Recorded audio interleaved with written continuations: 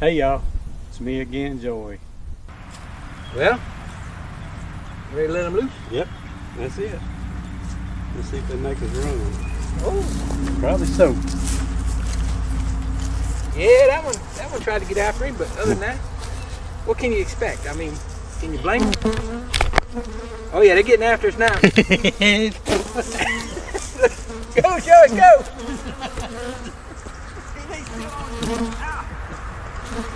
Hey man. Hey, man, buddy. I'm gonna get in the truck. You gotta go back and get your camera.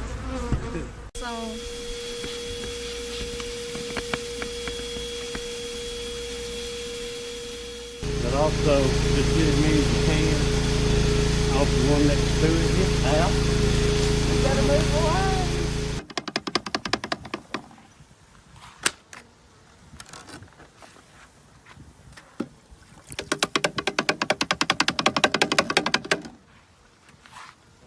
Do that side again.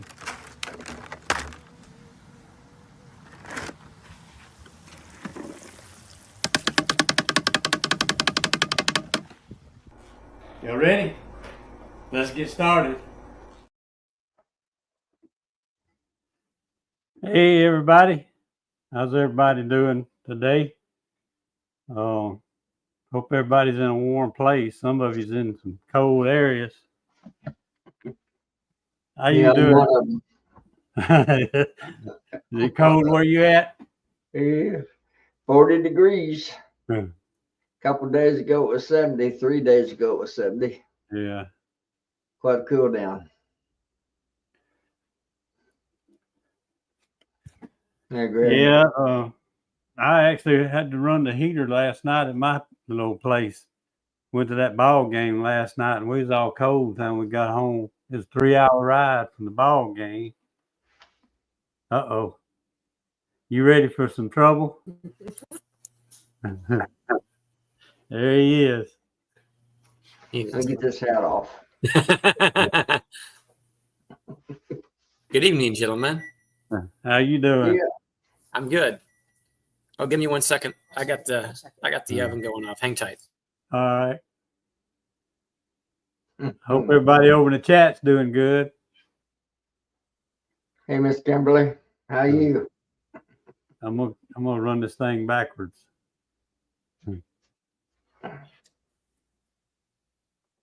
Let's see. I can't hardly keep up with. I don't know how some people keep up with them.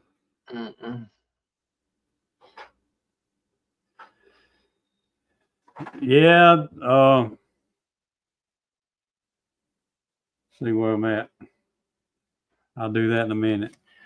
About all I've done is I mowed in the bee yard today. Had to get the grass down. I don't know what it's really called. You ever heard of the seed? It's called beggar lice or beggar lice. Yeah, yes, very much so. Yeah. Last time I walked in that bee yard, the grass wasn't very high. Mm-hmm. I walked through there and I still had my church blue jeans on. Yeah. And I walked through that bee yard and I had it all over me. Stick ties, beggar. I've got another little. Finally went out there and mowed the yard today to get that mess out of the way. And other than that, as far as bees, I moved one little hive, the one by my front door of the shed. That's the one that the other bees kept trying to break in, and they just kept knocking them out. I said, they're going to wear themselves out trying to keep the front door guarded. So I moved them, and they're doing okay. That's How far did you actually move them, Joey? I'm on 12 acres here, and it's kind of checkerboarded. It's the four. It's in 3 4-acre spots, and they kind of checkerboard squared the way it's made. Yeah. And I moved them on the other end of the 12 acres. Yeah. Of course, I locked them up and set them in this honey house. I had the air turned way down, and it was cool days, so I didn't have but a few return. I vacuumed them up and dumped them back out on top of the hive. I actually just set the vacuum. It had a feeder hole on top. And I just set it Yeah. there and let them walk in. Yep. I And I am was getting gonna say way you behind. don't have to move them, 2 or 3 miles to stay. I move them from, Yeah, within 200 or 300 yards quite frequently, and I don't seem to have much trouble. yeah. See Lee's in here. I saw gunline bee. There they are. I saw gunline bees on river. I hate to start calling names because so many I hadn't talked to yet. Mm-hmm. Yeah, I got them moving. Everything's doing good with them. Still been keeping the little bit of feed out. I'm not feeding them like crazy, but got a little bit of feed out. I got 1 or 2 buckets that are almost empty. When it gets a little warm spell again, I guess I go fill them back up, use up what I got. I kind of walked through all my yards. I might have mentioned this last week, but I walked through all the yards and everything was pretty decent. But one hive, it was a lot lighter than all the rest of them. Yeah. So, and it's over what I call my prison yard. Yeah. I've got feed out there, but I may have to put a little bit on them. I've got 2 that feels a little light. I'm thinking about just double screen boarding them and sticking them one on top of the other one. Yeah. Gonna have to get warmed up again but it's supposed to be back tomorrow afternoon. It's supposed to be back in the 60s again. We'll see what happens. Then cool back off and maybe get down even to the 20s at night. So we'll see.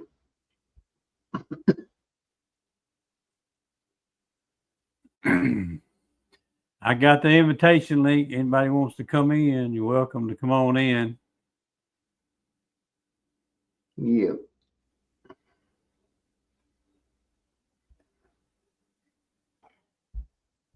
Yeah, we've been ball gaming it. I told JW about it, but we've been ball gaming it every Friday, and sometimes on Thursday here. And I hadn't been able to get on see Charlie's live in a while because we've been hitting those ball games. And Thursday too, same thing. It seems like there's a game on a Thursday every now and then. That if one school don't play on Friday, we'll go to the one that does that Friday and go to the one that played on Thursday. So sometimes it's 2 games a week, sometimes it's 1 game a week. That's been kind of keeping us busy here.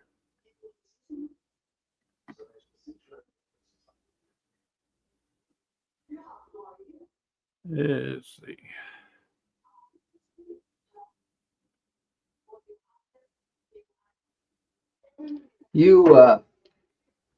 These little old, I don't know what you call them, it goes across the bottom of the stream. How do you set those up? I'm changing the subject completely. That's over in the banners inside of StreamYard. Okay, I got you. Banners. I know what you're talking about. I just never, I was wondering how you got those to pop up.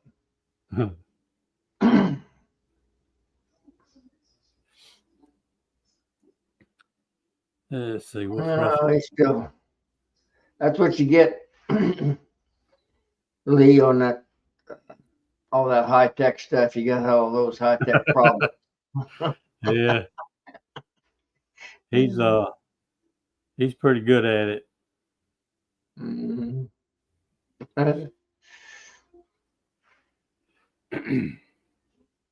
Hey, Ryan, how you doing out there? Snowing in Denver? Y'all can have all that snow you want. Yeah.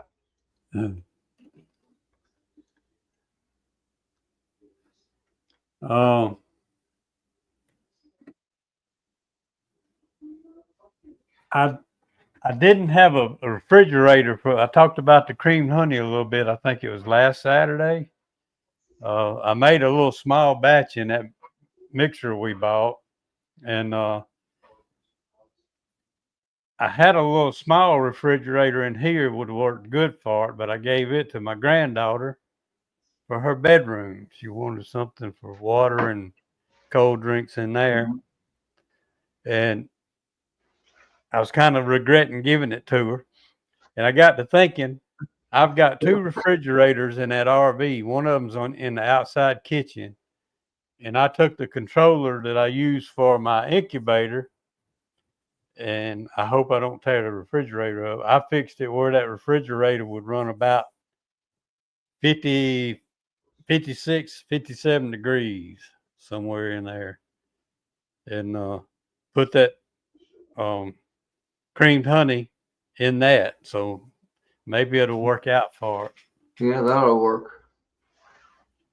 They say anywhere between 55 and 57 degrees usually works. That's the optimal temperature, they say. So that's kind of what I did back when I made it to just give it to my regular customers, during Christmas. I had a refrigerator. It was a spare, and we had it in an empty bedroom, and I just turned the temperature as high as it'd go. It was still a little cooler than it needed to be, but it seemed like it done a pretty decent job.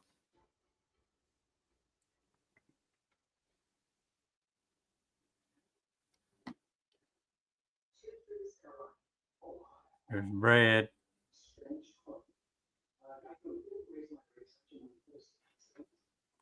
He had a good chat going the other night with all them Canadians. Yeah. We worked in the snow. We flew airplanes. I don't even know if they knew I was around. I tried to look for that airplane little video that Ian put out. I never could get it to come up. I don't know what's happened on my, show. Even though I even went to his, his subscriber. About all of them came up, but that one didn't, unless I just completely missed it. So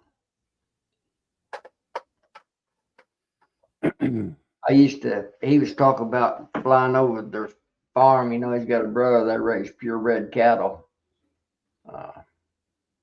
They're Charolais, and they're flying over the farm, and his brother was waving at him and cussing. And he was saying, thought he was waving at him, they were scaring the cattle. I had it's about, as the crow flies, it's about 100 miles from me that we got a Air Force Reserve unit that flies them fighters. I call them jet jocks. I fly them fighter planes, and they got to swinging over. We were in a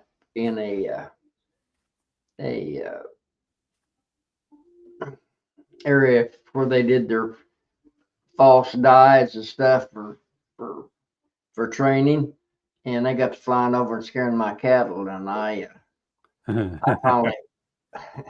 I finally called up there and told them they're gonna have to put a stop to that, or there's gonna be some lawsuits. But, they stopped it. They moved it over. But Lord, them boys is coming over. Heck, I could almost see the white in their eyes. Some of them pilots, they was flying so low over my cattle out here. He's cooking, Philip. I don't know what he's cooking us, but he's cooking.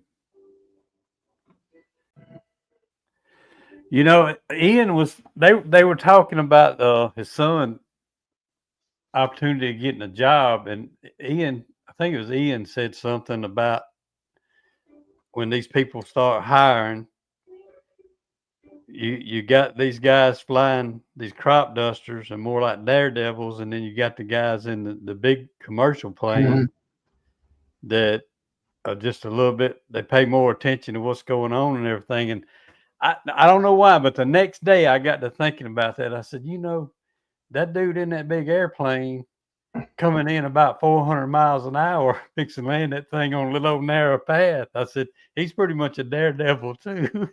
Well, You know, most of that's, I'm not a commercial pilot by no means. I used to fly a little bit, just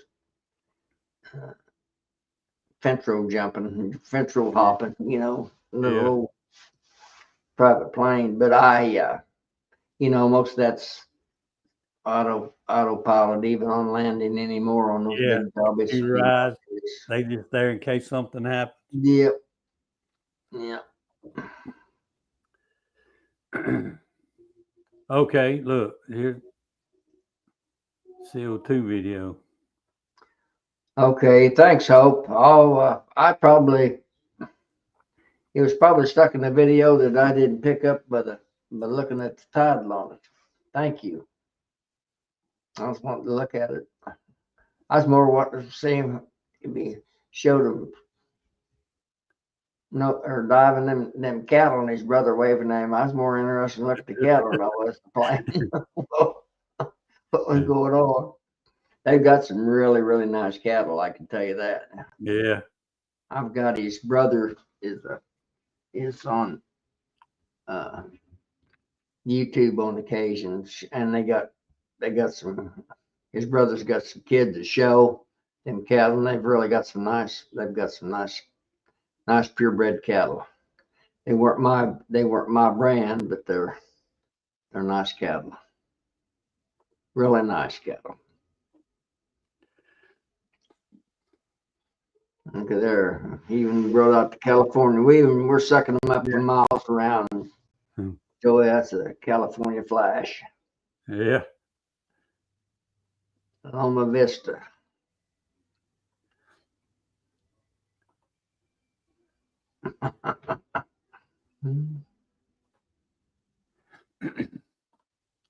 There he is.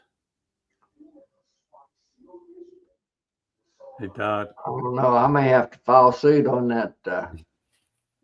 I may have to put a disclaimer in on that thing. Where's that at on the screen? Which one come out? That disclaimer on that screen right up above me there, if I can get it right. Well, he took it down. Lost his nerve. Which one was it? That's not me. As soon as he takes the comment off, it'll come back. Remove the comments.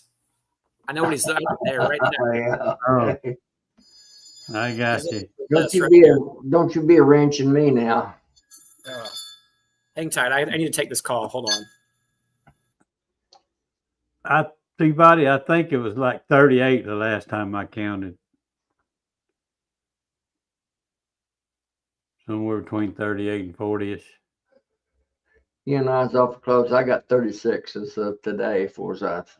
So I'm going to be trying to make newts out of a lot of that before I even think about honey. Yep.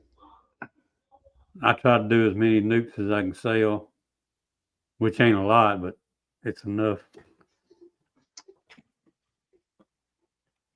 On your nukes, are you grafting for queens? Are you trying to raise some, or how you going about? I'll either let them make their own if it's a pretty decent queen that's already in the box. Yeah, I'll let them make their own, or the easy way is just to go down the road to. If you watch Dirt Roosters, any of his videos, that Darren that he goes to, to get some sales. That's where he gets a lot, and his dad gets them there. I can call Darren up and tell him I need some. He'll tell me when to be there, and it's usually that same day or the next morning. And them's all sales though, just sales. Just sales. Yeah, and, you put them in little red cages and stick them in the hives with them. Is that what you do? I just stick the sail on side of the frame. I don't put no cage on. No cage on. I don't have no protector on it or anything. You know, they do pretty good. But I tell you, I really like just letting them make their own a lot of times. Yeah, I have better luck than I do, buying or grafting. That's a fact. So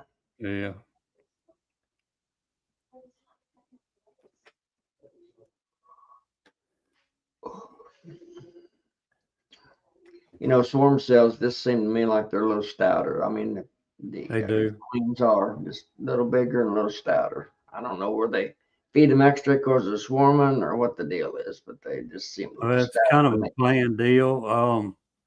Anytime I catch one swarming, I usually try to salvage a lot of those cells if I can, Yeah. and use them, take advantage of it.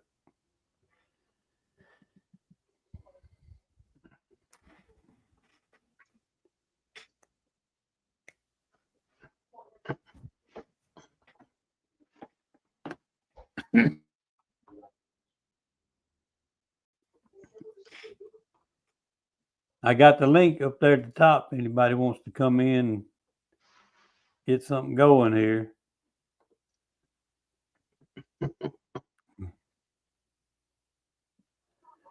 I've got mostly by word of mouth. I do have on my Facebook, I'll post that I've got some, but just like last year, I actually wasn't going to try to sell many last year, and I sold more last year than I ever have. And people just calling me, word of mouth,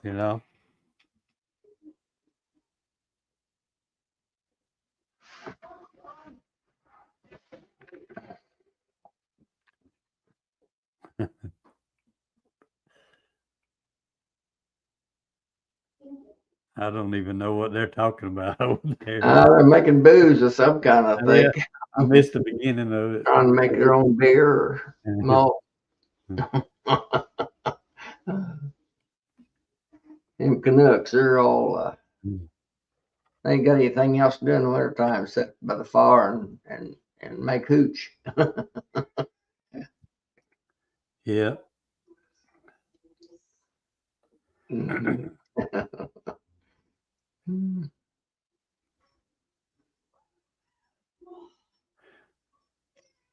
I'd say the going price on nukes, Nick, is depends on where you're at. The what? Oh, Just yeah. Mine was a 185 last year, and there's actually a few people around me probably selling for a little more. No, I'm sorry. That's what they're selling for, 185. I sold them for 165 last year, but I might be going like 180 this year. yeah, Brad, you're saying 320 up here. Get on in here, Brad. I want to aggravate you a little bit anyway. You're not Sorry doing nothing. Bring your cat along. I'll have a dog chase him. Yeah, that not too far from here. They're like 200 bucks, 220 in some places around here. There's the professional eaters. 130, 140 around Gunline Bees. That's amazing how it differs in different places. Let's back a little bit. Ours is about 200, between 200 and 225. I hear you. I guess it's kind of like they said about the honey the other day. If it's selling fast, you're probably selling it too cheap. That's right.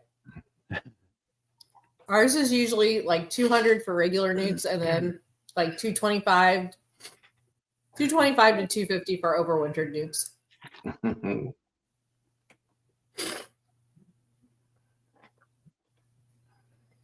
You talk about those stick tights, Joey. I guess we was on the air when you was talking about them, the stick tights or the beggar's lice.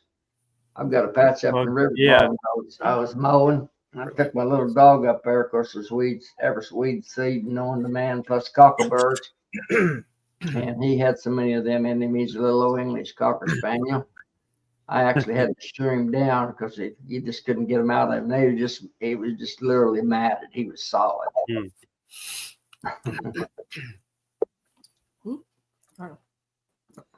we go. Good evening. Good How evening. you doing? Good evening. What's going on, man? Just sitting around. I'm awake this evening. You? That's the reason I started at 7 then, where you can get on here.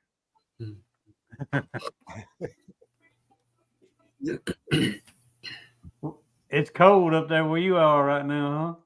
It's kind of damp. it's not freezing, but Oh, really?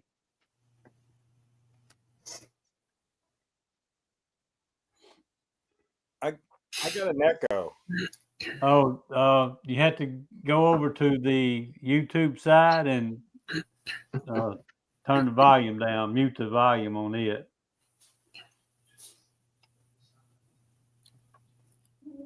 I'm not hearing it.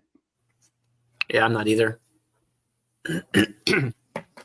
Sometimes if you have YouTube open and StreamYard, leave StreamYard open, but close YouTube. Yeah. All right. Because you'll develop an echo between the two of them.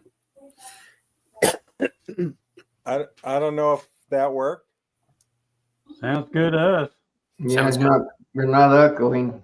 Okay, good. No. Good. No echoes here. Cool. Well, yeah, I watch you guys a little bit, comment a little bit, and let's see. I don't know where. I don't know. Let's see. Who's up? Here? There. Yeah. Here? Oh, yeah. You don't even have your name on Well, I'm actually JW's best buddy. That's that fella right behind me. I see JW's best buddy, but that's a new name there. Don't take that too serious. Yeah, that's just my sarcasm. Well, JW, I was wondering about the relationship between you guys. it's pretty clear. I'm his best buddy, so it's okay. I do what I can for my pals. No, my name is Tom, and then my wife over here is Melissa with Via Honeybees. You Tom can see and that Melissa, underneath there. where are you guys located? Just outside of St. Louis, Missouri. Okay, yeah, I have family out in Missouri. Okay, what part? Well, some around in the St. Louis area, and my sister lives up in St. Joe, Missouri. Oh, okay, yeah. She's lived up there since she graduated from college and moved out and got a job teaching. Oh, very good. So are you familiar with the St. Louis area very, very much? Not really. Okay. I know like mostly Kansas City to St. Joe. Okay, gotcha. Well, I won't bother explaining where I am. I'm not in the city of St. Louis. I'm about 35 to 40 miles west, slightly south of the city itself. So I'm out just beyond the suburbs at the edge of the county, basically.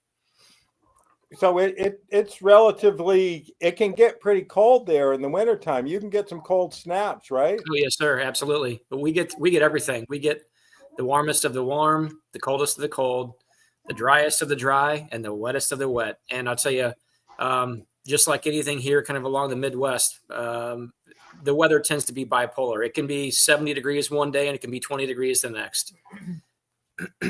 Yeah, it is pretty radical. The weather can change real quick on the plains, it seems. Oh yeah, absolutely. Most definitely. We're quite a bit more moderated because they're kind of tucked in on the coastal side of the Appalachian Mountains up here. Okay. So we get some maritime influence as far as the air. It's not like we can smell salt air or anything. Sure. It's probably 60 miles away. But I'm right on the edge of New Hampshire's biggest lake and in the lakes region. So, I mean, you can't throw a rock without finding a pond or a lake around here. Okay. Yeah. So I hear you. So you're up in New Hampshire then. Yeah. And just out of curiosity, what are your temperatures that you're experiencing right now or this time of year? Well, right now it's kind of warm. It was in the 40s today, raining, and this morning it was, high 30s. Mm-hmm. It's going to be above freezing. It's been above freezing for, I don't know, probably 3 days, 4 days now, which is unusual for this time of year for it not to freeze. Yeah. Usually it'll be freezing at night, and if the sun comes out, maybe it'll, you get up above 40, maybe a little bit, but we are we're just not getting the real cold. It's cooled off, but it's not cold. That sounds like kind of what we're experiencing here, kind of in the Midwest area, and that may be kind of across the country. I don't know. But it's kind of been like that. The month of October, as well as most of November, have been pretty well above average.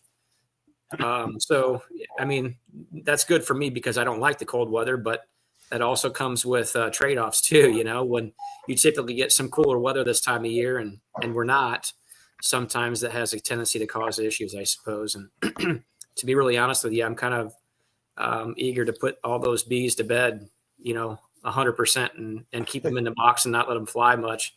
We've been feeding a lot because our fall was very, very dry, and our fall flow was almost non-existent. So we had to feed quite a bit this fall. So I'm eager. I actually took my tank today, took it off my truck, and I washed everything out and kind of purged all the water from the pump system. So that way, like JW said earlier, we're supposed to be getting some temperatures warm tomorrow. And then it starts to drop off. And then by the tail end of the week, it looks like it's going to be below freezing for the most part and a little bit above freezing throughout the day. But I'll be honest with you, I wouldn't surprise me if it doesn't do that for a handful of days or week and then just bounces back up again. But you never know. It's St. Louis area. It's again, it's bipolar. So we take the good with the bad. Brad, do you want the long, drawn-out story, or do you want the short and to the point story? Oh, Brad wants the long, drawn-out story. We've actually talked about it a couple times, but so Brad asked this question. Tell us the story behind the name Via Honeybees. So Via Honeybees actually means two things. So Via actually means by the or from the definition. But Via also is the initials of my three kids, Vanessa, Isaac, and Andrew. So that's the short version. So it kind of has a double meaning. If you want the long version, I'll tell you that sometime. Probably if nobody else wants to hear it. I think I've told it a couple times.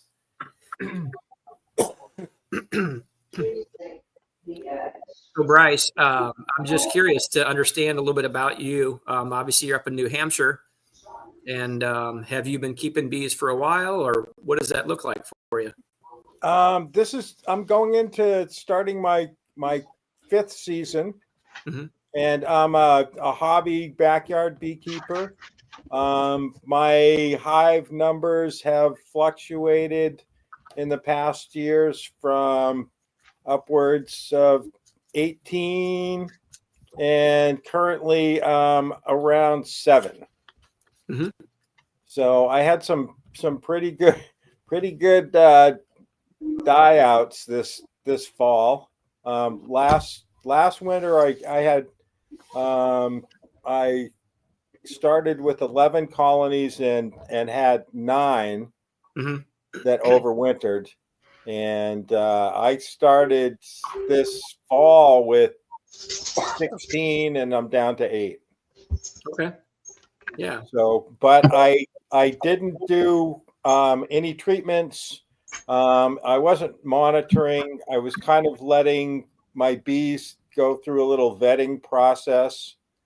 I had collected some different strains from some local and semi-local natural and treatment-free beekeepers, and I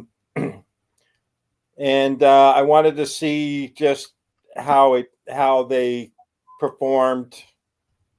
I had made several splits and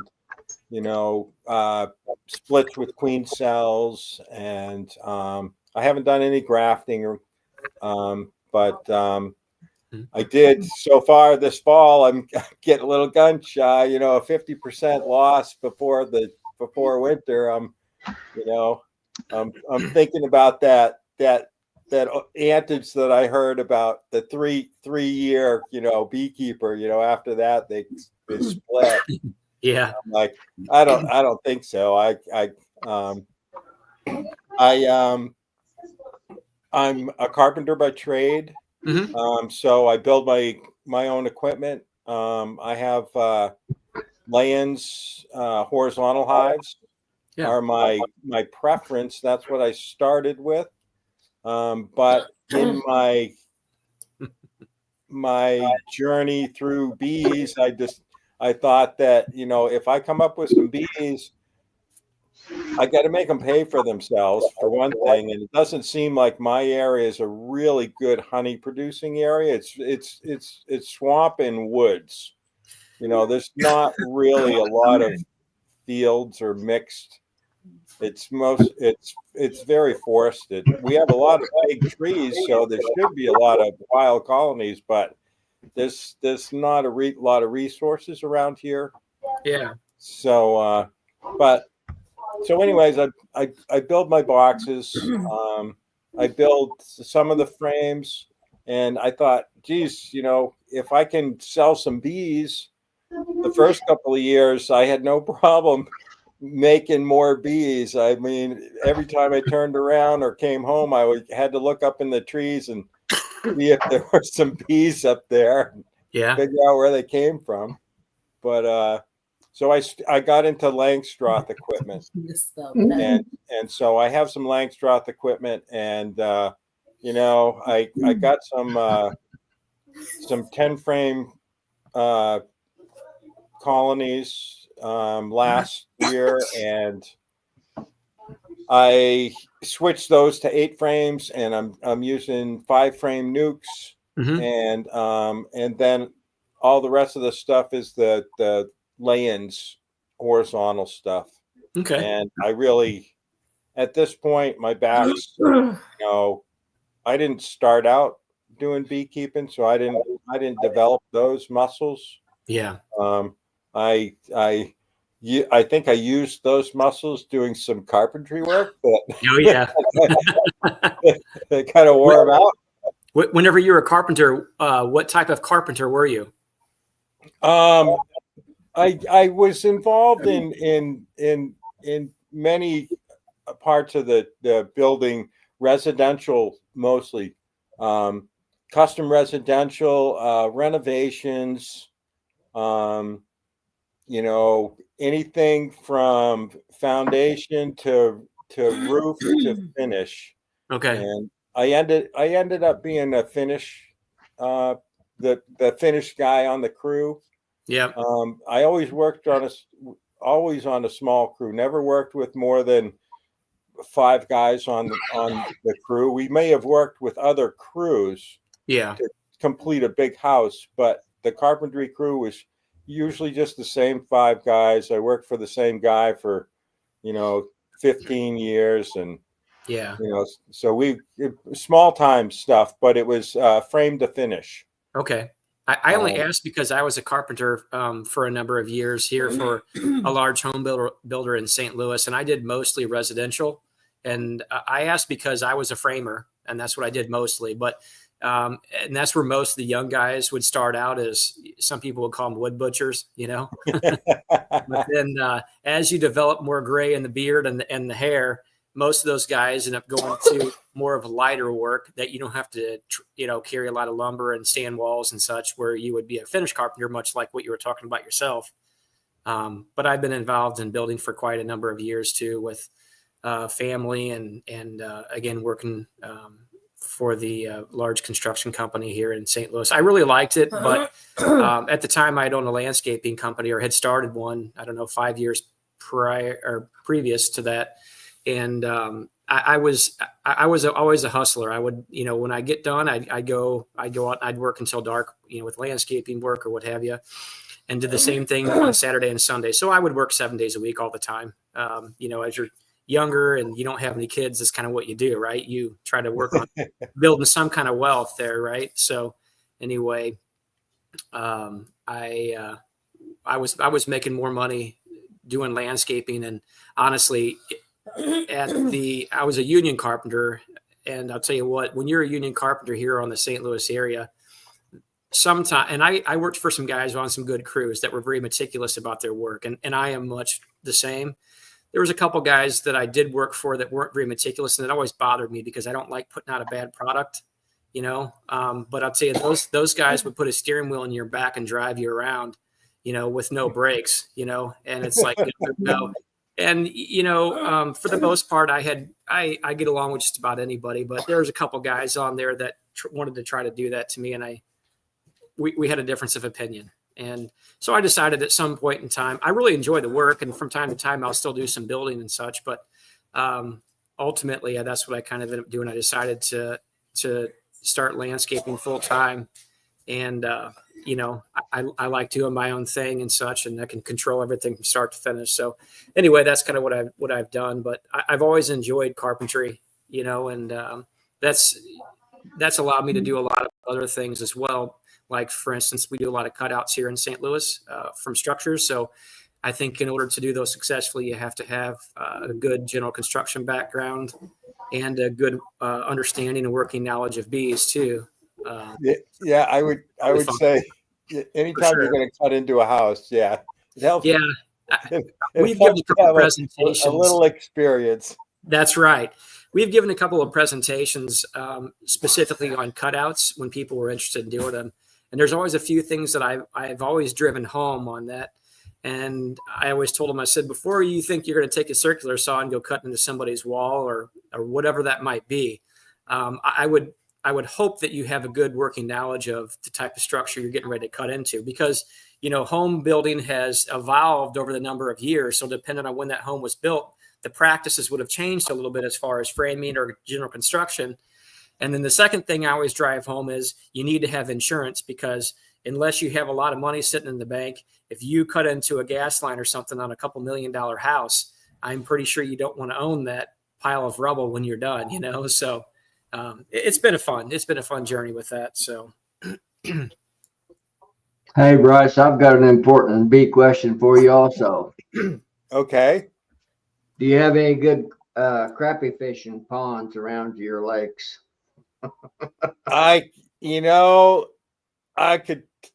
answer that question, but I'd have to kill you. Okay. And I don't know where you live, so I can't do that. So I can't. Yeah, I do. Yeah. Actually, one of those that's about a little more. Well, you know, when I was younger, I could probably throw a rock over about halfway there, but. But yeah, within 5-minute drive, actually, there's a couple of places where I could catch some crappie. And I'm just down the road here, about 20 miles south of you, so I'll be up there in the morning if that's okay. Yeah, all right. I'll tell you, you're gonna need a little boat, no motor. He's a liar. Don't listen to him. That's all right. The invitation's open. It's always there. Yeah, I'll drive several miles for a good fishing hole, I can tell you that. Yeah, it's I've been I've got several poor man's yachts that I fish out of. Yeah. And that if y'all don't know, that's kayaks. And I've been a kayaker from a while back. One of the things that I did do, just to tell you a little bit more about me, is I used to go up to Southeast Alaska and work in a cannery up there in Ketchikan and in Petersburg, Alaska. And I did that throughout the 90s. And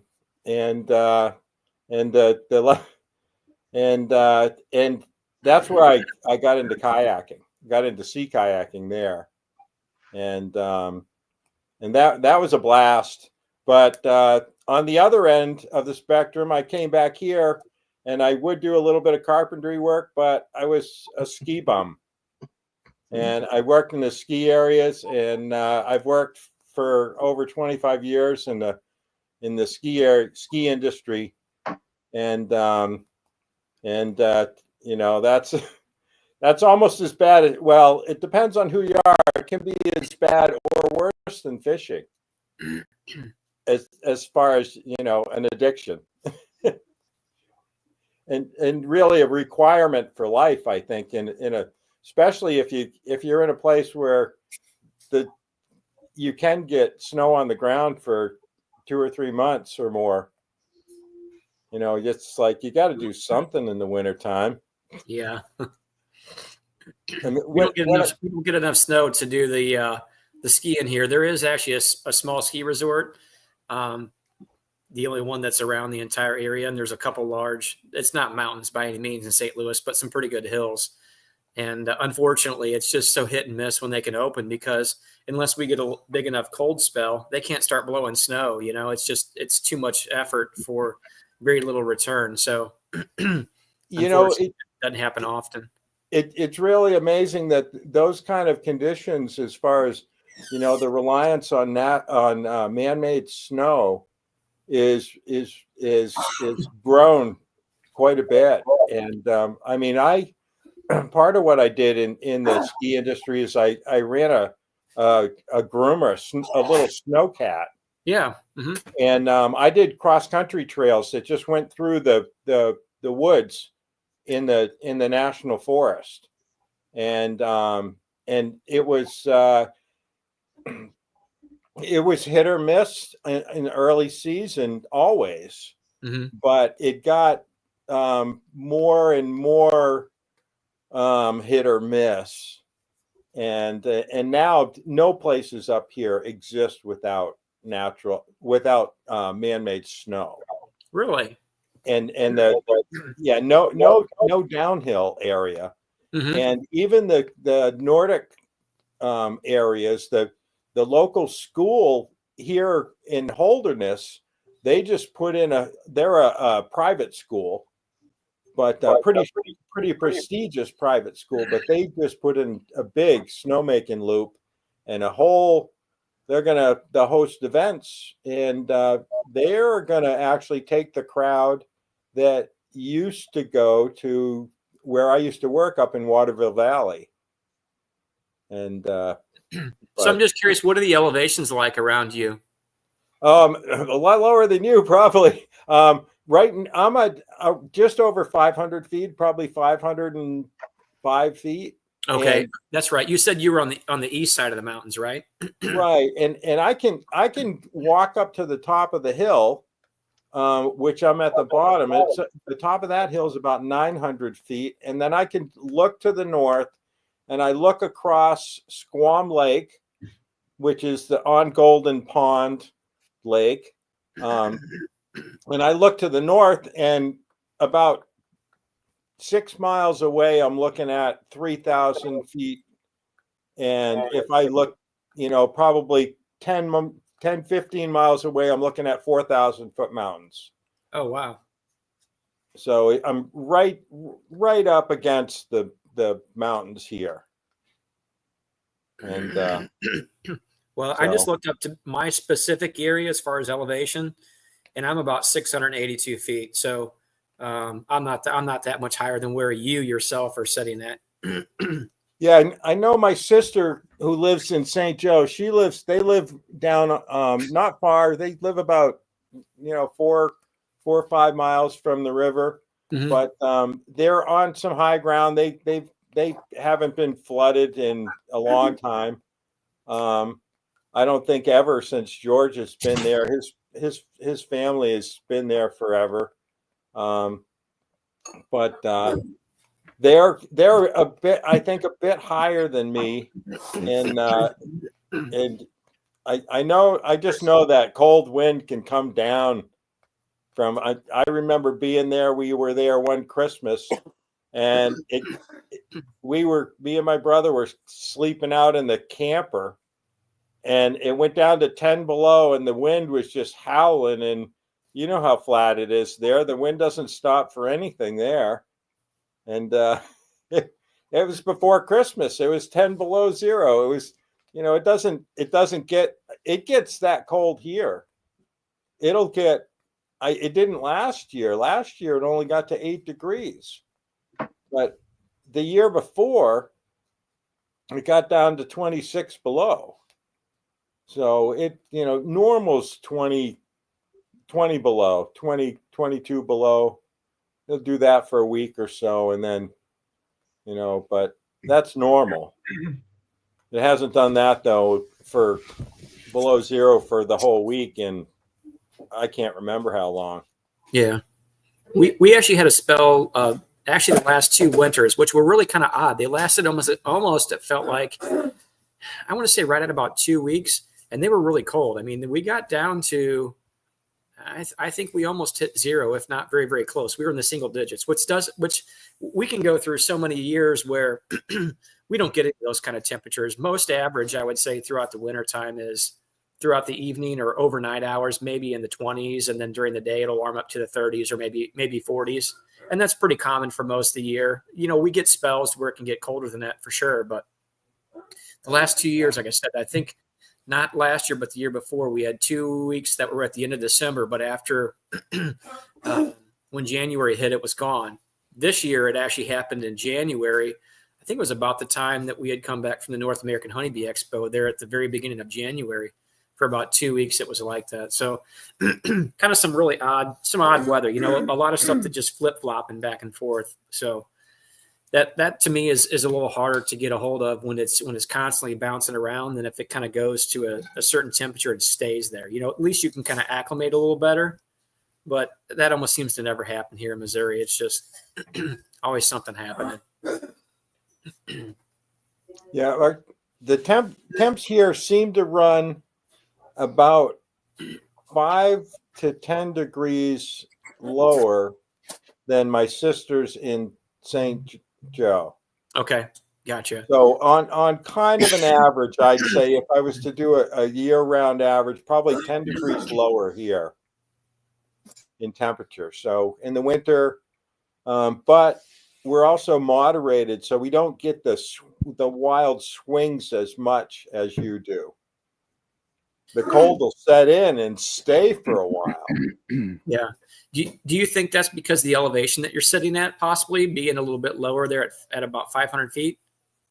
I think that the mountains have a lot to do with the air exchange and how cold it can get.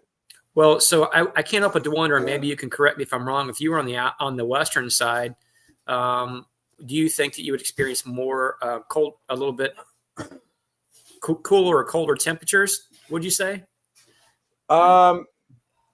Maybe more of the quick changes, the quick extremes, and possibly because when that cold Canadian air comes down, mm-hmm. it extend. Sometimes it goes all the way down to Texas. Oh yeah, and they feel all of that. Yeah. Yeah. Sometimes when it gets to be as cold, like I said, last year for 2 weeks, I should have called Brad, and he's up in Canada. Should have called him up, told him to come down and get his weather. It's down there roaming around the Midwest. It's lost, I don't want to see any of that crud. I'll tolerate the 20s and 30s, high 20s if I want to be a little spoiled. But Bryce, you see that question we got posted there? Oh, how do I winterize my bees? Yes. I can't get my camera to come back on, but how do I winterize my bees? Well, my laying bees, horizontal hive bees, they're in insulated hives. They have insulated tops. I did build some new hives this year. Just some 8-frame hive bodies. I built them kind of component style, like the Langstroths with a bottom board, and then a 8-frame lay-ins hive body, and then an insulated top to go on top of it. So it's basically like a deep and a medium as far as the depth. And start cam. There we go. Oh,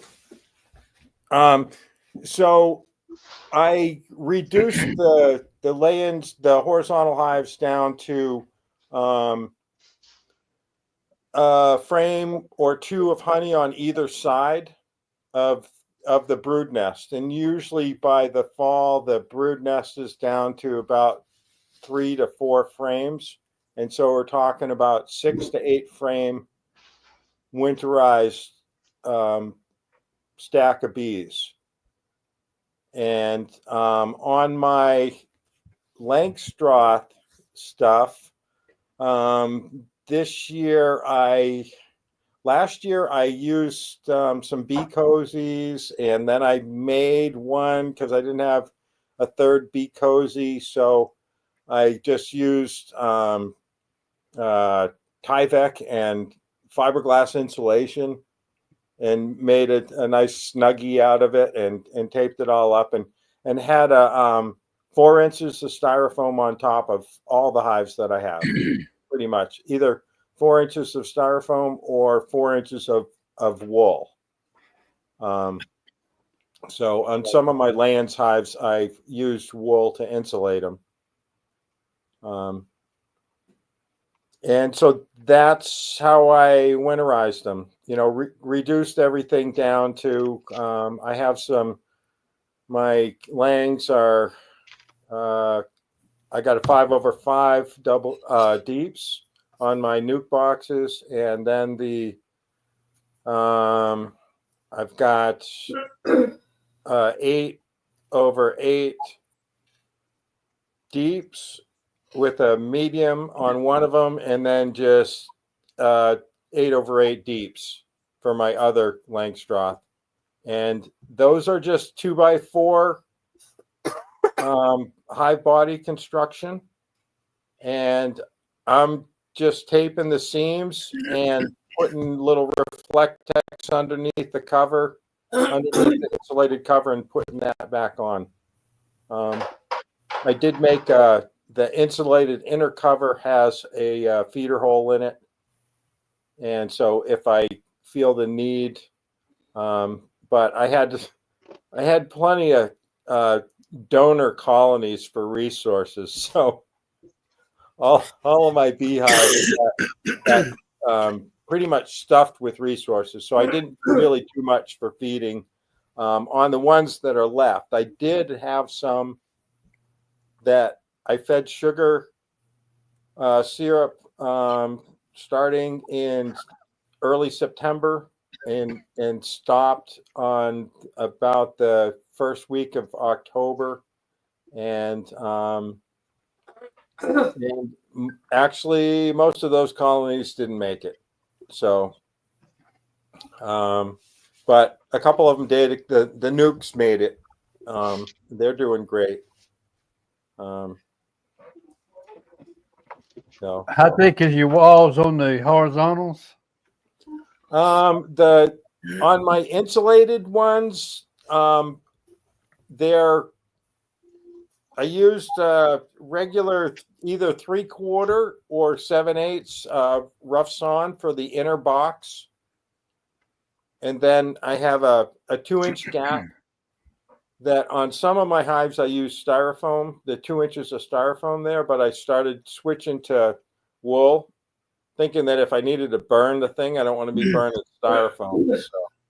So, and the wool makes good insulation. I can get it for a few jars of honey, and so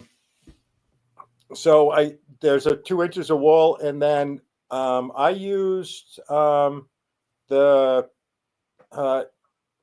edge and center bead, so it's 3/4 inch wood paneling on the outside that I just paneled up around it.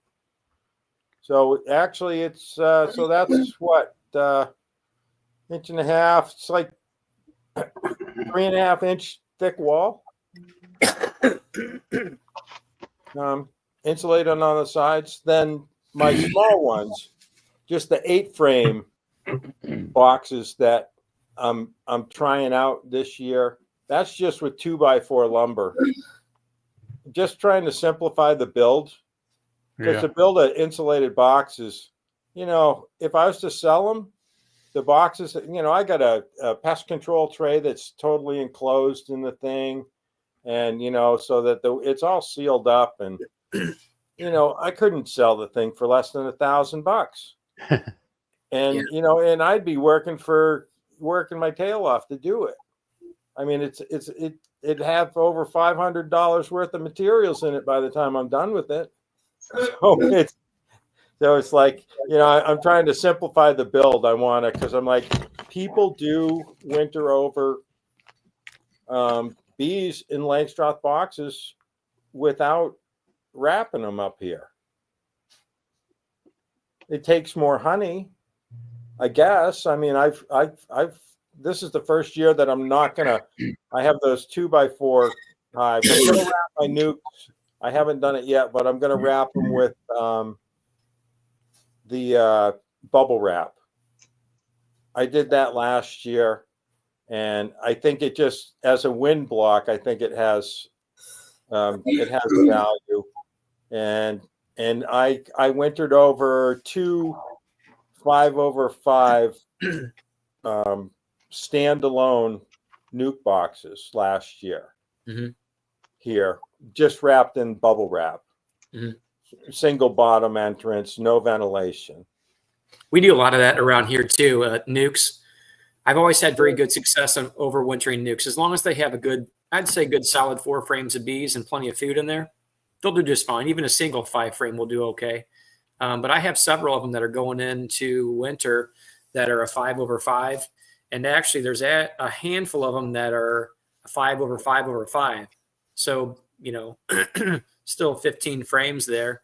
And we just let them grow up in those boxes. Sometimes it's easy for me if I build a nuke, and in order to get back to it, I may just throw another nuke box on top of it, throw some foundation in there and let them go to town, and then maybe throw another one on. I don't like to get above 3, because then you have to kind of keep them in a position where they won't get blown over or anything like that, which where I'm at, typically wind is not an issue because we have some hills and a lot of tree lines that cut that down. So much like where your sister is at there at the other side of the state in St. Joe, they probably catch a lot of that wind off the plains. So a little different scenario there. Yeah, they get a lot. They really like it when they plant corn around their house, because it cuts down the wind, and then they get privacy. Yeah, I can imagine. Hey, But you had yes. mentioned earlier about you had some fairly significant loss, but you had tried a few different queens out from a few different breeders. Did I understand that correctly? Yeah. Did you happen to track what queens those were? And did you see any consistency among any one single queen breeder that you felt did better for you in your area or your apiary than the other ones might have? Well, no, I pretty much lost track, because I mean, it's last summer, a buddy of mine had been on the waiting list to buy colonies from Kirk Webster for years, and his number finally came up. He was actually the one that I first started. I kind of looked over his shoulder and said, "Hey, can I look over your shoulder while you're taking care of your bees?" And I ended up taking care of his bees. He ended up becoming an absentee beekeeper or bee haver. And then I ended up taking over his bees, or taking his place in his journey into beekeeping. And so when his number came up, I got these 2 colonies from Kirk Webster, drove it's like 3 hours over, or 2.5 hours over to Middlebury, Vermont from here, and 2 hours back. And it's not like interstate, it's like mountain roads the whole way. Okay.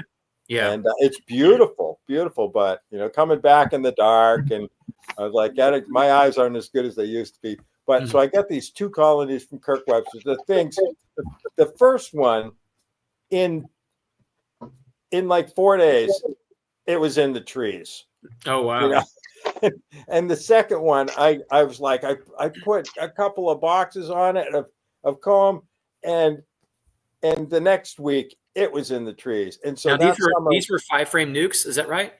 No, these were well, he called them nukes, but they're like 8 frames or 9 frames in a feeder. Oh, okay. And sometimes not a feeder, sometimes a full 10 frames. And so they were strong overwintered colonies. And then I got queen from Troy Hall. Mm-hmm. Yeah. And then also Andrew Munkris, who Andrew and Kirk Webster are part of the same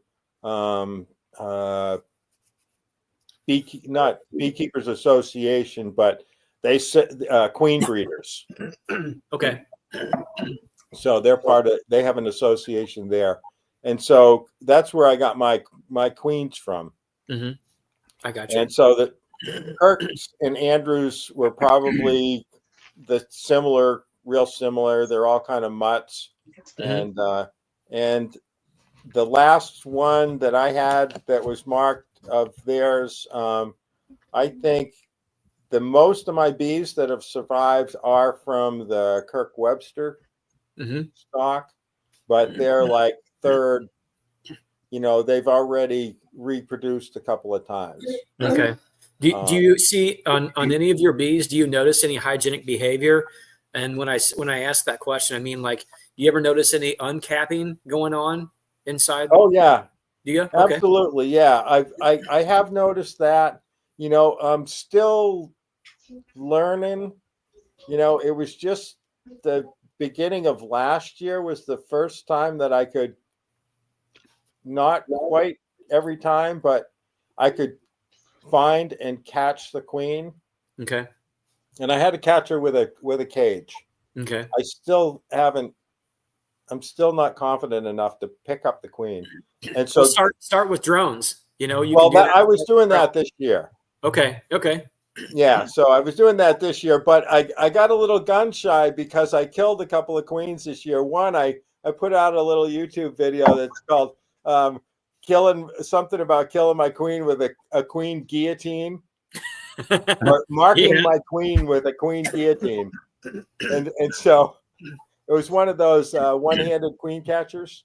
Yeah, I've heard them referred to queen decapitators, actually. But yeah, keep going. Yeah. So, anyways, so I'm working on it. That was a goal, but I got a little distracted this year, and I got a little gun shy because it was that queen, and that was a nuke that I had promised to a woman in my bee club. Oh boy! And I was like, I had to call her and say, "Oh, Mary Beth, I just dropped the head off of your queen." So what you could have done is said, "Well, the rest of her body's still there. I'm going to offer you a small discount." Yeah. Oh, jeez. Oh boy. Yeah, I only asked about that because I thought if you had a few different, types of queens that you had introduced, and you noticed a good success of one of them, without treatment, maybe you should try to, rear queens off of those if that's your goal, yeah, where you don't want to put any treatments on. You might even be able to use a couple other things like some brood breaks, Well, that's that was part of the thing last year is I didn't build enough hives and I just had bees like splitting it. And so I was putting them in swarm traps, like these 6-frame swarm traps. And then, that would be good for about, 3 or 4 weeks. And then there goes that swarm again, and you got, if you catch them ahead of time, of course, well, then I got another box of bees. What am I going to do with, so that summer I went from, like 5 colonies to 19 colonies in, almost no time. I was like, holy smokes. Yeah. I'm like this. Well, I got to, so now I got to work on, getting them to produce honey. And, but putting them in small boxes, that's kind of what I was thinking about with these 8-frame boxes. Because it'll be big. It's big enough for a colony to winter over. Oh yeah.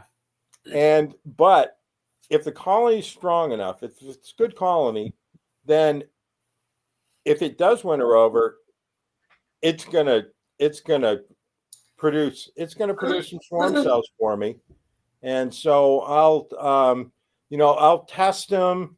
Actually, I don't know if any of you have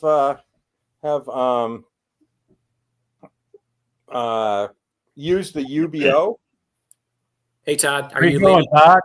Yeah, I got to get moving. I just came on to say hi and all that. Okay. Todd, I've been monopolizing here. No worries. No worries. I was just, Come back when you can.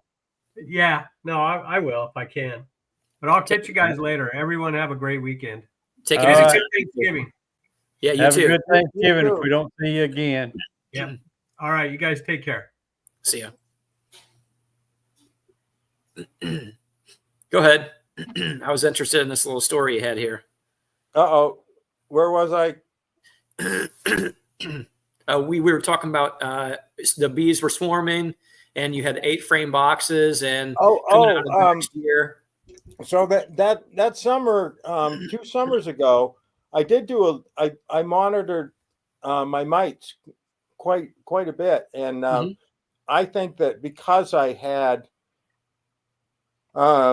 so many brood breaks that that's kind of why I got complacent over this past winter and spring, and I didn't monitor.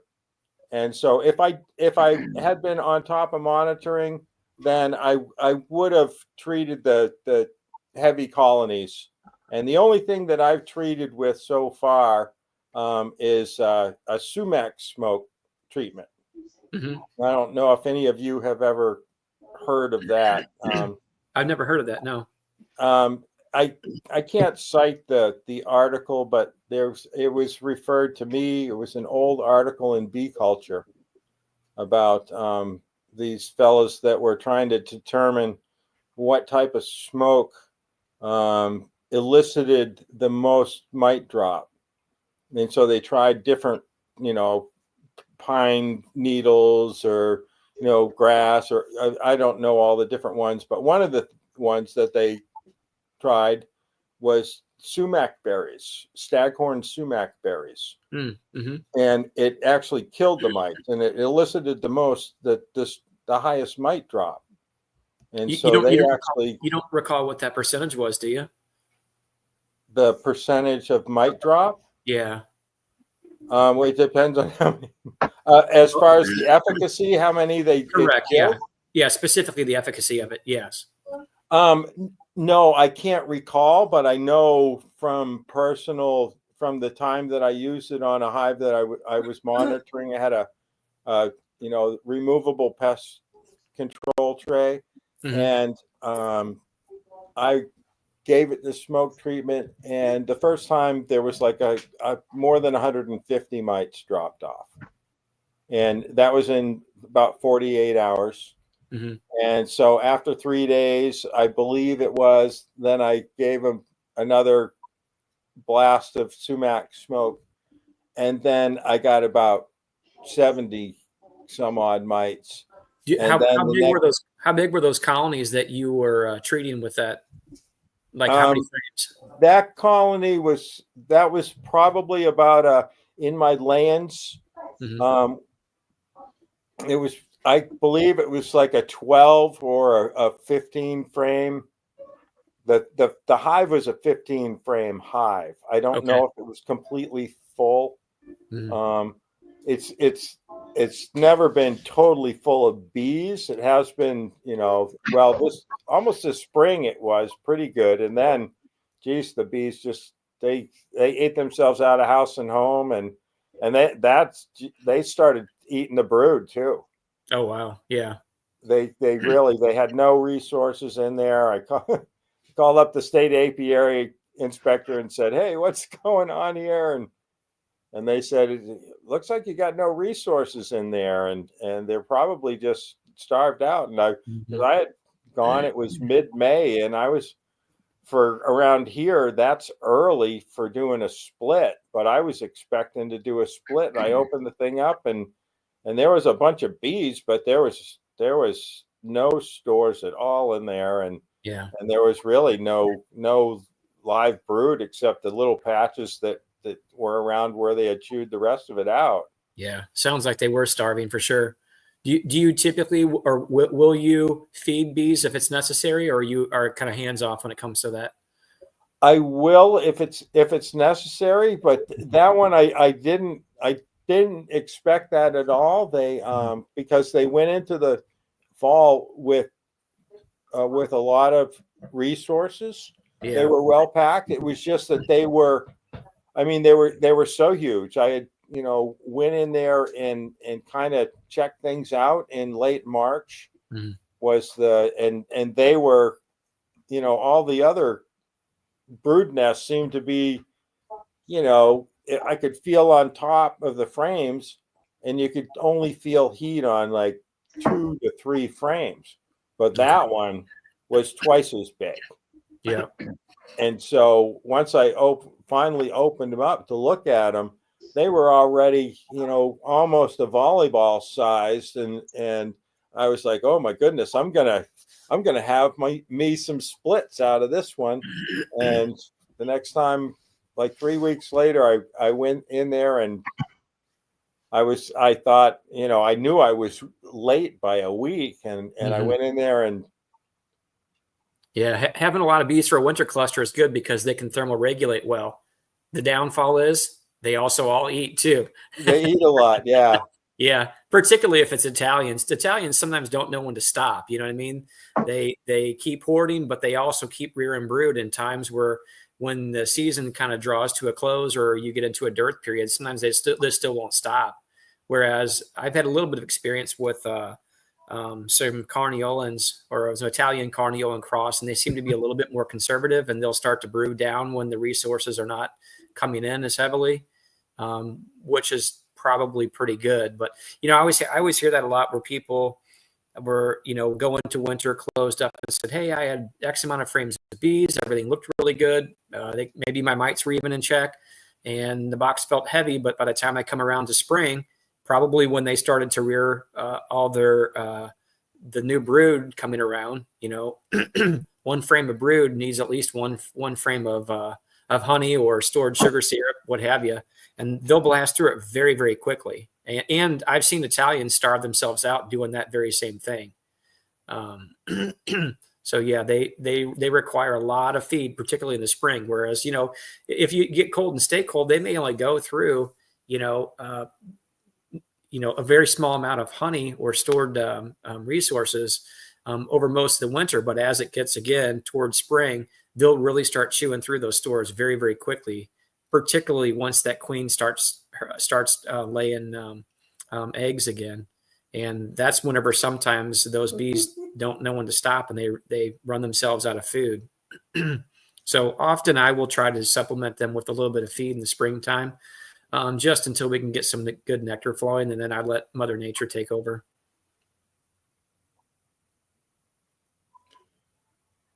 Yeah, I'll see. I'm like I said, I'm always learning, but definitely I'm still trying to dial into. It's working with a lens is a little different, as far as there's I don't have a lens mentor around here, and it's all been kind of what I've watched on YouTube and kind of what I figured out by myself. But the feeding is a little bit different in a lens, as far as with the one thing that I noticed is with a Langstroth, you can put your food directly over the cluster and use the heat of the cluster to warm your food. With a lens, you can't do that. You put it on the side. Okay.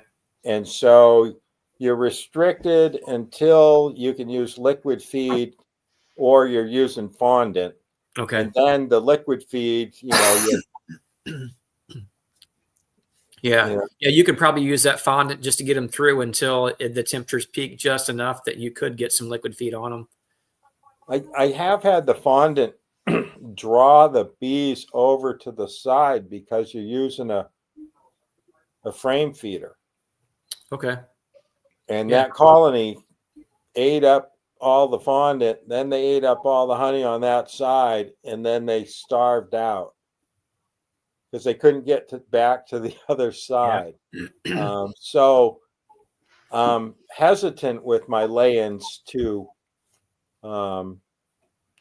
do any type of supplemental feeding other than setting them up early in the fall, late summer, and having them prepped for winter, and then having them have, I mean, all of my colonies, that my dead outs this fall, they're totally full, packed with resources. Okay. All of them. I mean, I had spinning out wet honey. I've got these up here. These are frames hanging up off the ceiling, and they're dehydrating. I got my wood stove right behind me. Okay. And so all of them had just tons of resources. Yeah. So it sounds like you didn't have a food problem in there. It sounds like there was something else going on. Yeah. So anyways, that's one of the biggest things for me as far as feeding goes, is if I'm going to feed, do it in the fall, and in the spring. I'm in the forest and next to the swamp. There's so many red maples around here and hardwood trees that once that gets going, the red maples will start to produce enough pollen and nectar. I mean, we got willows and alders, and so all of that stuff really comes in real quick. And so in the spring, I'm seeing that every spring coming in. So the springtime resources normally aren't an issue if they've been loaded up in the fall. Yeah. So when do your red maples and the willow, when do those start producing some pollen? Do you know that? Yeah, about they'll the red maples are about the mid to end of March. Okay. They'll start tasseling out.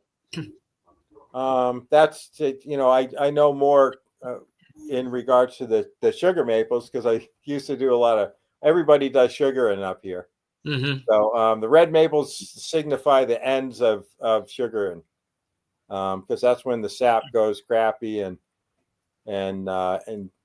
then it's too warm, all your sap will ferment in your sap lines and stuff and in your buckets. And okay, sounds like mid March, mid to late March is when the red maples and the alders and willows will start coming out, pussy willows. And yeah, sounds like you're about a month behind me. I'm usually about this year was a little bit earlier actually, but usually by about the second week in February, when we get some warm days in there, or if we have some warm days, and we usually will start around the corners there, because March tends to warm up a little bit more for us, and we start to round those corners on temperatures. The bees will start flying a little bit, relieving themselves and trying to get the first rounds of pollen out there.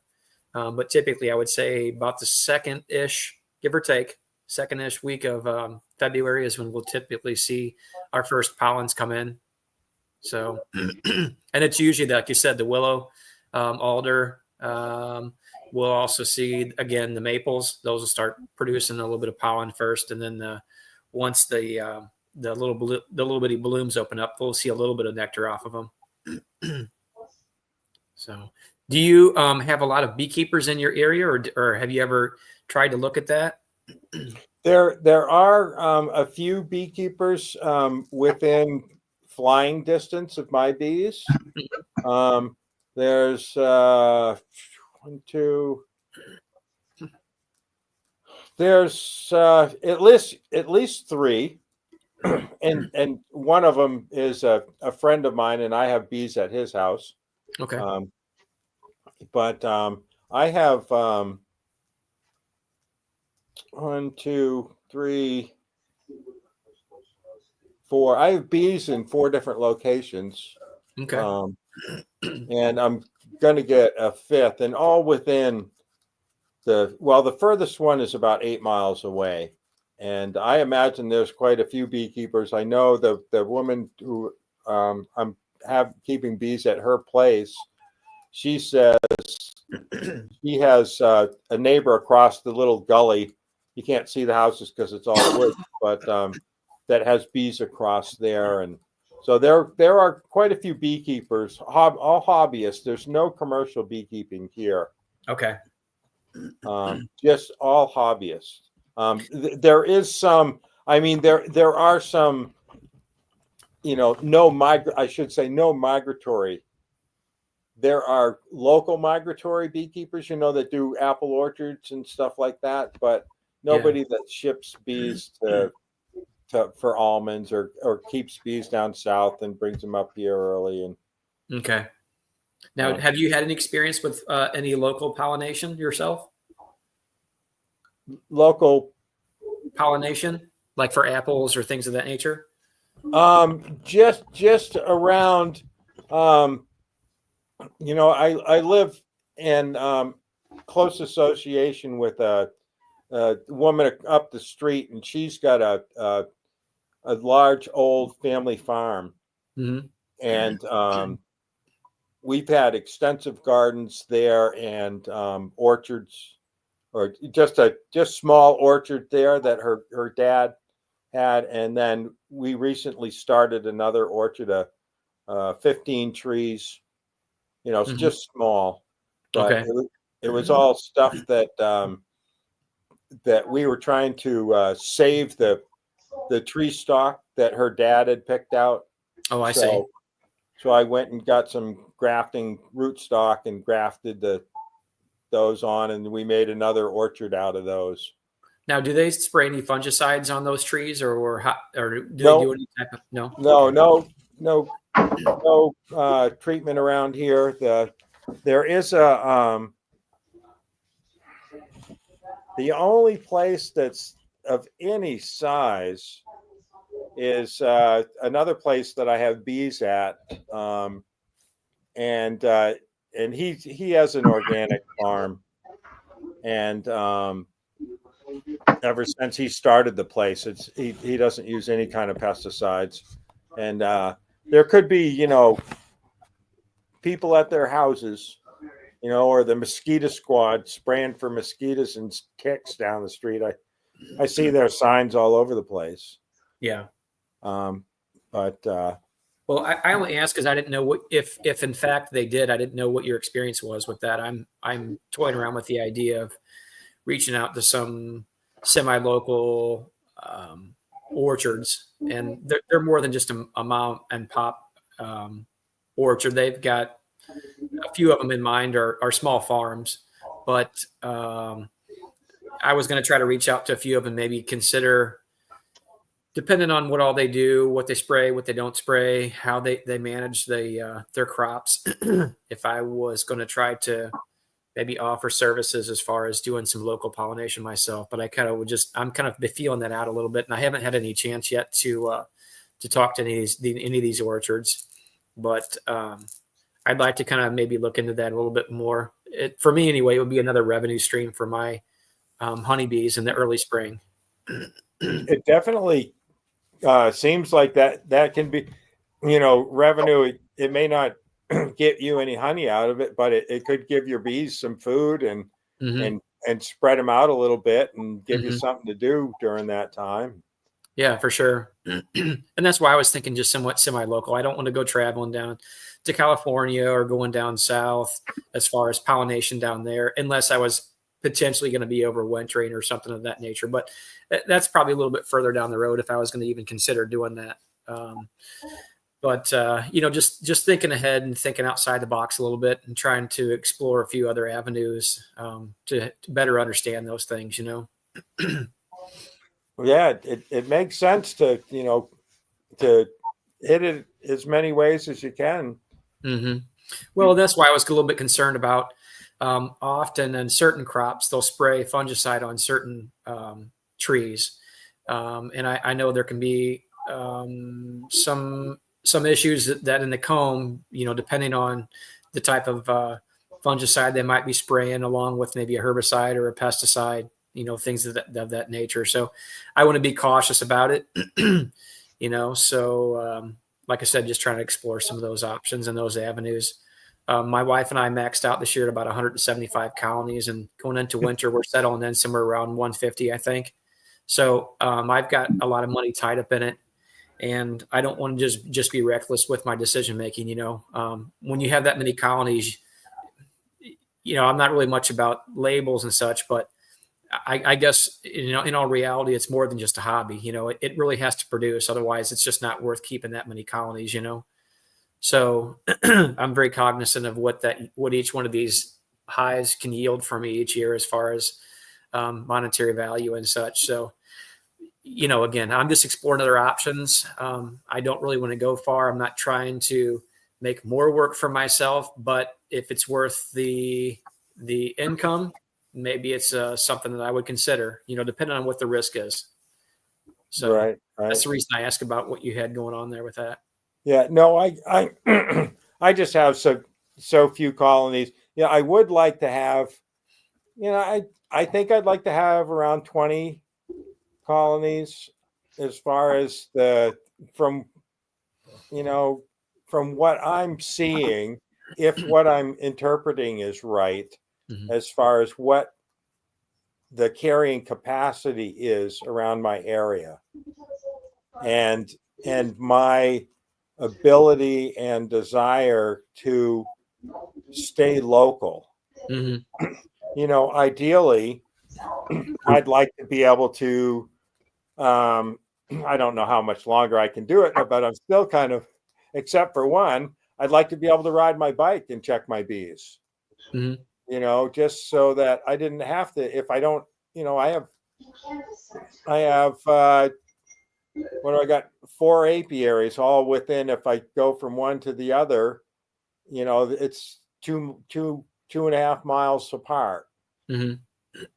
So you could just build yourself a little trailer for the bike. What's that? You could build a little trailer for the bike and put your equipment in there. Yeah, right. Hey, that would step up your exercise game, right? Yeah, you know what? I get enough exercise. For as old as I am, I think I get plenty of exercise. Very good. Yeah, I'm still splitting wood, so that's quite a bit of exercise there. Oh, I would say so. Yeah, that's pretty good exercise. I was actually speaking of splitting wood, I wasn't splitting wood, but I felt like I was splitting wood this afternoon. So I told you I had a landscaping company. One of the things that we do is we provide a leaf removal service for people. And I have this huge dump trailer. Well, I've got a couple of them, but one of these dump trailers is set up with sides and a mesh top. And we have a very large vacuum system on it. So I can drive along the curb and we can vacuum the leaves off the curb. So if we're removing them off the lawn, the guys get them to the curb and I can come back through with this other trailer and this vacuum system. It's got a 12-inch tube and I don't know, maybe a 30-horse motor on it. And I mean, it'll suck a cat up there if it was in the way, it'll pull them in. So I had done a couple of vacuums properties. I guess it was about a week and a half ago, and I didn't empty it out because I realized the battery in that dump trailer was dead, and I think it's probably bad. I've got a bigger charger on it tonight, but so I was lazy and I left it in there. I was changing gears a little bit. We were trying to feed bees and other things, so I was kind of tied up, but I didn't do anything with it. We've got a couple rains. Well, that really settles those leaves in because it usually grinds them up pretty good and packs them in. So this evening I had to back the dump trailer down to an area that we dump. And I was in there with a large 10-time manure fork digging it out.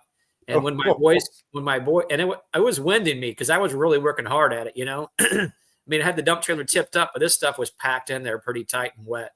So when my boys get back in, I threw the fork down and I said, "Hey guys, go take care of that." And, they said a few funny little things, how, I'm old and this, that, and the other. And I said, well, I'm paying you to do it. So just go do it. Right. And so anyway, I let them finish taking care of it. And then we got it all squared away and all was well. But I felt like I was chopping wood again or something, because I'll tell you what, it was really, it was a lot of work. Wet leaves are hard to move. Oh my gosh. Yeah. That's for sure. Yeah. So, Well, no, so- Roy, I'm not killing cats. I was trying to give an example of this thing would suck a cat up through. It'd probably suck a small child actually through the hose if you weren't cautious. If there was, it has a lot of power. Is basically what I was saying. But no, I don't make that a practice to do that. Hey, JW, you changed your screen back there, didn't you? Mm-mm. No? No, it's still the same place I've always lived. Well, I know you tend to change that screen like you're changing your underwear, about every week. Huh? Behind you, you have the barn. You had a different screen up there earlier, didn't you? Yeah. Oh, look at there. He's got a baby grand piano there in the back.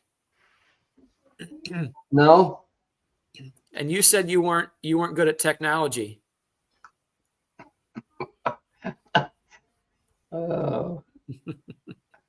What do you think, Joey? Bail me out here. I don't know. I'm just asking feel bad. questions. That's all. I'm just asking questions. Hey, that piano that's behind you, can you play that? Yes. Yeah. Mhm. Well, when I come down there, you can play me a couple songs. How about that? That'd be great. All right. We can Can I get the dog to sing, too? sing. Yeah, I'll bring Cher. We'll get a little little trio going. How about that? yeah, I can dance it. What, Richard? What does call me a dummy? What does GAW mean? I don't know either. That's what I was wondering, Joey. Yeah, I don't know. That Well, one's these got me young stumped guys as well. get to abbreviate, and I don't know what they're talking about. But it did remind me that I'm going up January 1st. I'm going up $2 a pound. Oh, really? Yeah, I'm gonna go up to about. Already selling it cheap, as far as I'm concerned. I'm gonna go up $2 more. How much are you charging now? Well, around here I get 6, and I get 6 because I got a guy down the road that sells it for 5 right out of his house. So, Oh. I have to So what you get do is go down there and buy all his honey at that lower price, and then mark it up even more. Yeah, he probably produces more than I do, though. That's what I don't get. Well, you better step up your marketing game then, huh, Joey? Or just start buying all his out. There you go. That's Just right. buy it all. There you go. It's Hey, going for around $12 a pound up here. That's the same that we sell ours here for, Bryce. Yeah. Okay. Cats. That was on the. Hey, Joey.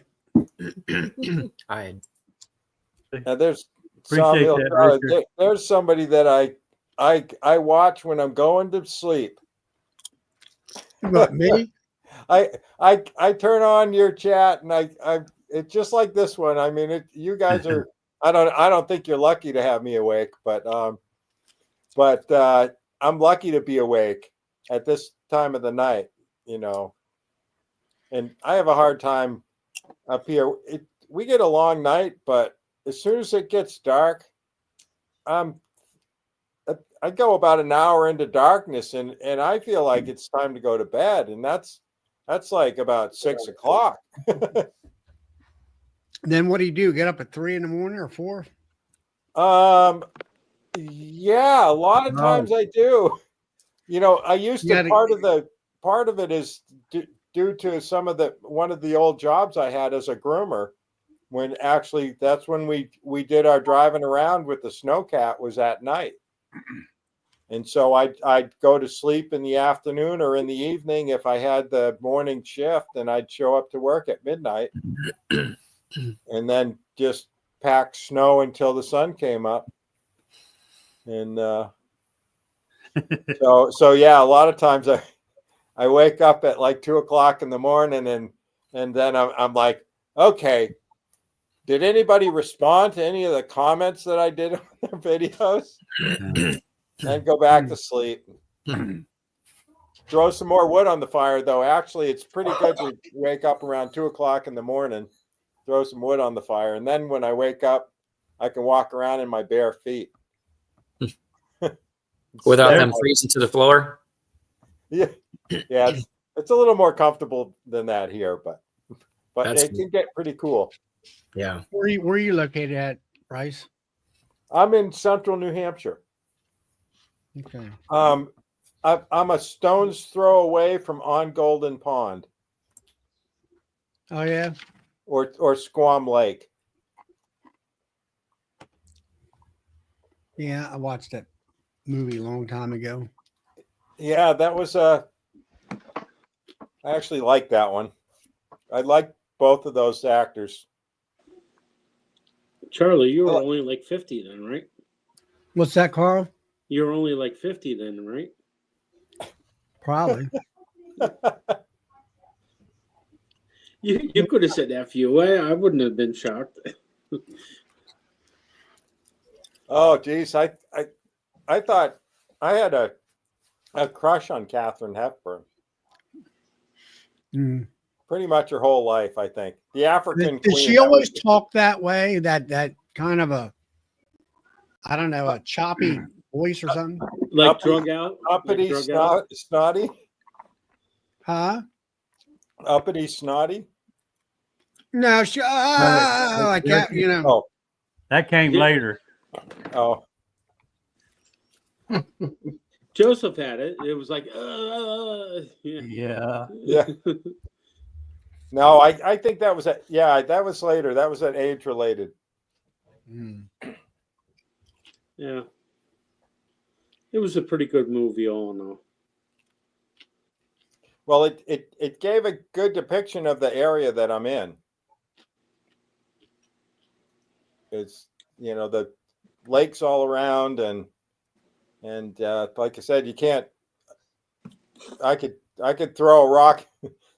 The brook is right a rock's throw away, and I get beavers in it, damming them up, making ponds, and Yeah, that's right, Rodney. JW, how the hell are you doing? Oh, just wonderful. Yeah. That's just super duper. So how I've do been you eat making all honey boards again all day, and I'm sick of them dudes. Yeah. How do you eat Making all what? those crappy, all It- those calico? Candy boards, JW. Yeah, I make them. I'm making 75, and I'm about half done. Mm. Well, is that all you're going to make this year, JW? Are you like 2 I hope. rounds? I hope I may even. That may be all I ever make. Period. I'm so sick of them now. I could. I made them 1 year, and that was enough for me. Yeah. And then I made, well, I made candy boards where you boil it like Yeah. I'm doing not doing candy, that. and we poured them in there, and we did that 1 year. That was enough for me. And then I did the thing where you mix your sugar with so much water, a cup of water, and 10 pounds of sugar, and all that. And I did that in either candy board frames, either with or without the hardware cloth on bottom. Yeah. And I I dropped that idea. So I get sheet cake pans, put it all in a sheet cake pan, score it out in little bricks, let it dry out, and then if I need them, I just put them right on top of the frame, put a shim on top of the hive, and you're done. But usually I only do that in maybe mid-February, late February, March. February, emergencies type feeding, I pour the sugar water to them, and make sure they got plenty of food by the 15th of October. Yeah, you're in a nice place there, Charlie, because by the time you hit late February, you could start getting some warm weather, in the March, So, Yeah, somewhat. you can get March days in the 50s where you're at. I mean, Yeah. But then again, you can get days in the 20s too, So, but That's usually in 300 your pounds area, is what I you get a intend to mixture. use. That's 4 pounds to the. I make them 4 pounds to the sugar board. I mean, we had we had decent weather up till 3 days ago, I guess it was. Then the rain came and it got cold and kind of a wet air. Then it rained that night and the next day. And it's been windy here for the last couple of days. Yeah. And so today I went out there and put carpet all around all them beehives right now. And they're all buttoned up for the winter month. Got insulation on top of them and carpet around them so they break. It's a windbreak more so than anything else. And that's pretty much it. 16 pounds of board. Wow. I was talking to myself, I guess. Is somebody in the People chat, say you make JW? six candy boards and 16 pounds of board. That'd be a lot of sugar, I'd think. So that's what I've done. And this weekend. And we put my nukes. I had these entrance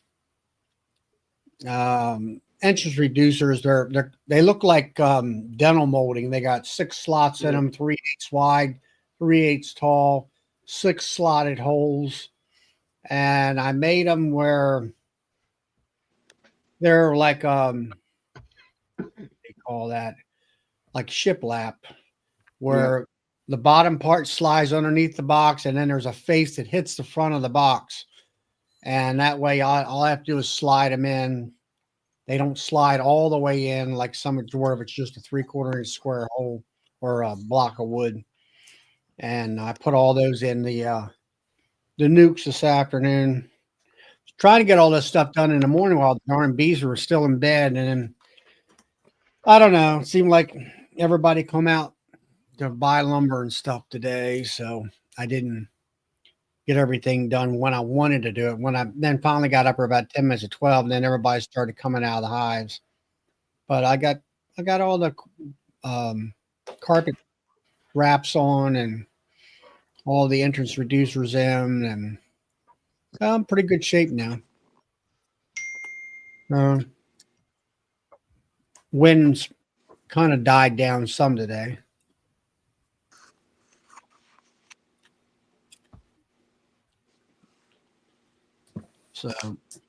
So Bryce, what are you? Are you got snow and stuff up there yet, or what? We had some sleet yesterday, Yeah. but no snow yet. There's been snow in the upper elevations, but around here, nothing. I answered that to Vince, Joey. I answered him. I answered to Vince on that question there. I answered him already. Candy boards. Wooden hives or insulated hives, or what are you doing up that way?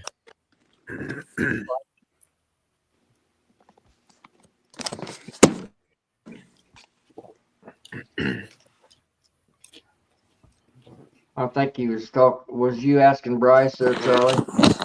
Yeah, I was. Are you doing wooden or insulated hives up there? Oh, I'm doing it. You can see in the background. This is a insulated. Most of mine are insulated hives. I do have. Were they long langs? These are Layens hives. Mm-hmm. I started out with Layens hives, and then I have some Langstroth equipment. I don't have any long langs, although I want to try them. Just because. So is that a bee? Is that a bee house you got there? That's it's just a peaked roof. But that's the end of a 25 frame. Both of these are 2 different renditions of a 25 frame Layens hive. Now, a Layen, that's the ones from over there in not Hungary. The Layens hives is the ones where the frames are going in this way. You're pulling them straight out. No. No. Layens is It's basically a frame it's narrower than a Langstroth. It's about a 13 and a half by 16 frame. Mhm. So it hangs down 16 inches.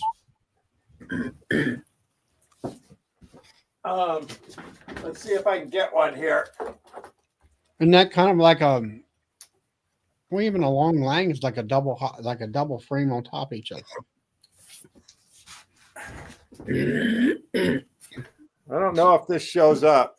No, It won't show up. turn your background off. There we go. Yeah, I see that part. Oh, yeah. Well, It's narrow Isn't and it- deep.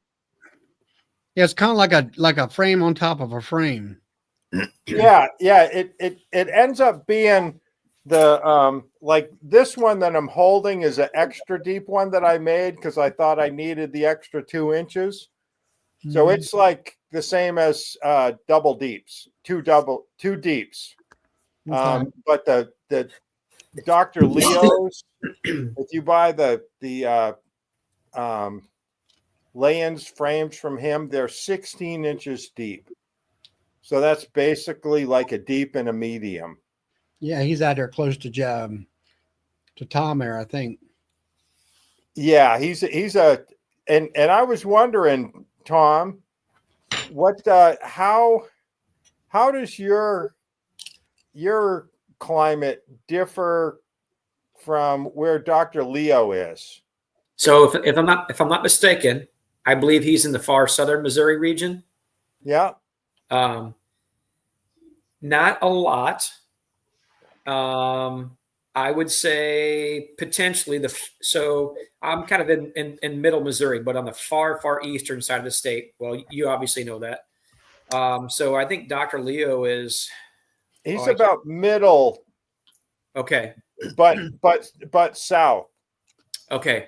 So I would say those guys could be maybe as much as or so about a week or so in front of us. Sometimes when we get snow, they won't. Because really Missouri from north to south, actually there's several hundred miles, so our state, again, from south to north really can differ a little bit from the far southern region to the north. Again, we kind of in the middle here kind of get just the best everything. Really, just north of us by probably 35 miles is Interstate 70. And Interstate 70 is somewhat kind of a cutoff line for a lot of different things, believe it or not, when it comes to temperature and such. And I'm actually obviously south of that. But I would say maybe they might be as much as a week in front of us, generally speaking. Raised up just a hair. Yeah, right there. That's a comparison. Yeah. Yeah. So that's a deep. And you said that's about 16 inches deep? This one's 18 inches deep. Okay. So that's basically 2 deep frames deep, but a little bit narrow. It looks like it's probably about 4 or 5 inches narrower. Just guessing by this, looking at it. Okay. Yeah, it's 13 and a half. Here's the. Okay. Yeah. So, Yes. I mean, I've seen that. It's kind of like a chest. It's kind of like a long lang, but it's just deep, right? Correct. Mm-hmm. So what's the, I don't know, the purpose or advantage or whatever? The purpose is you don't break up the brood nest vertically when you do inspections. Basically is the biggest difference that I can see. So you and the bees are going to store their honey horizontally after they fill out that deep and a half, basically. So instead of with your vertical hives, you would have your bees, the honey would be stacked on top. These will just be further away from the entrance. Because the brood nest will be. How do you spin something like that out? We were there. It's the extractor just has it's a slightly larger diameter. I have a it's just a 3-frame for lands, but it'll take I can put 6 mediums in it, medium Langstroths in it, or 3 deeps. So they do make an extractor for those long. Yeah, it's just a slightly larger diameter barrel, and then it's got a different basket. So I think Dadant makes a large diameter 3-frame, and mine I got from Miller Bee Supply down in Georgia, and no, in North Carolina, excuse me. And it's a SAF. It's a Italian-made extractor, but I think Dadant makes a large capacity extractor for the small-time beekeeper. A 3-framer, and they just spin out, just the same. So, Bryce, another company that makes an extractor that will spin those, Hilco. John Hill has an extractor that will do that frame. And I thought, and I could be mistaken, somebody else might know better than myself, I thought you can do deeps as well as those frames, or maybe it's a different basket. I forget. It's pretty much, it's just the size of the basket, and it'll fit either frame in there. Okay. So if it'll, like mine, I really lucky. I built my frames an extra 2. I was going by.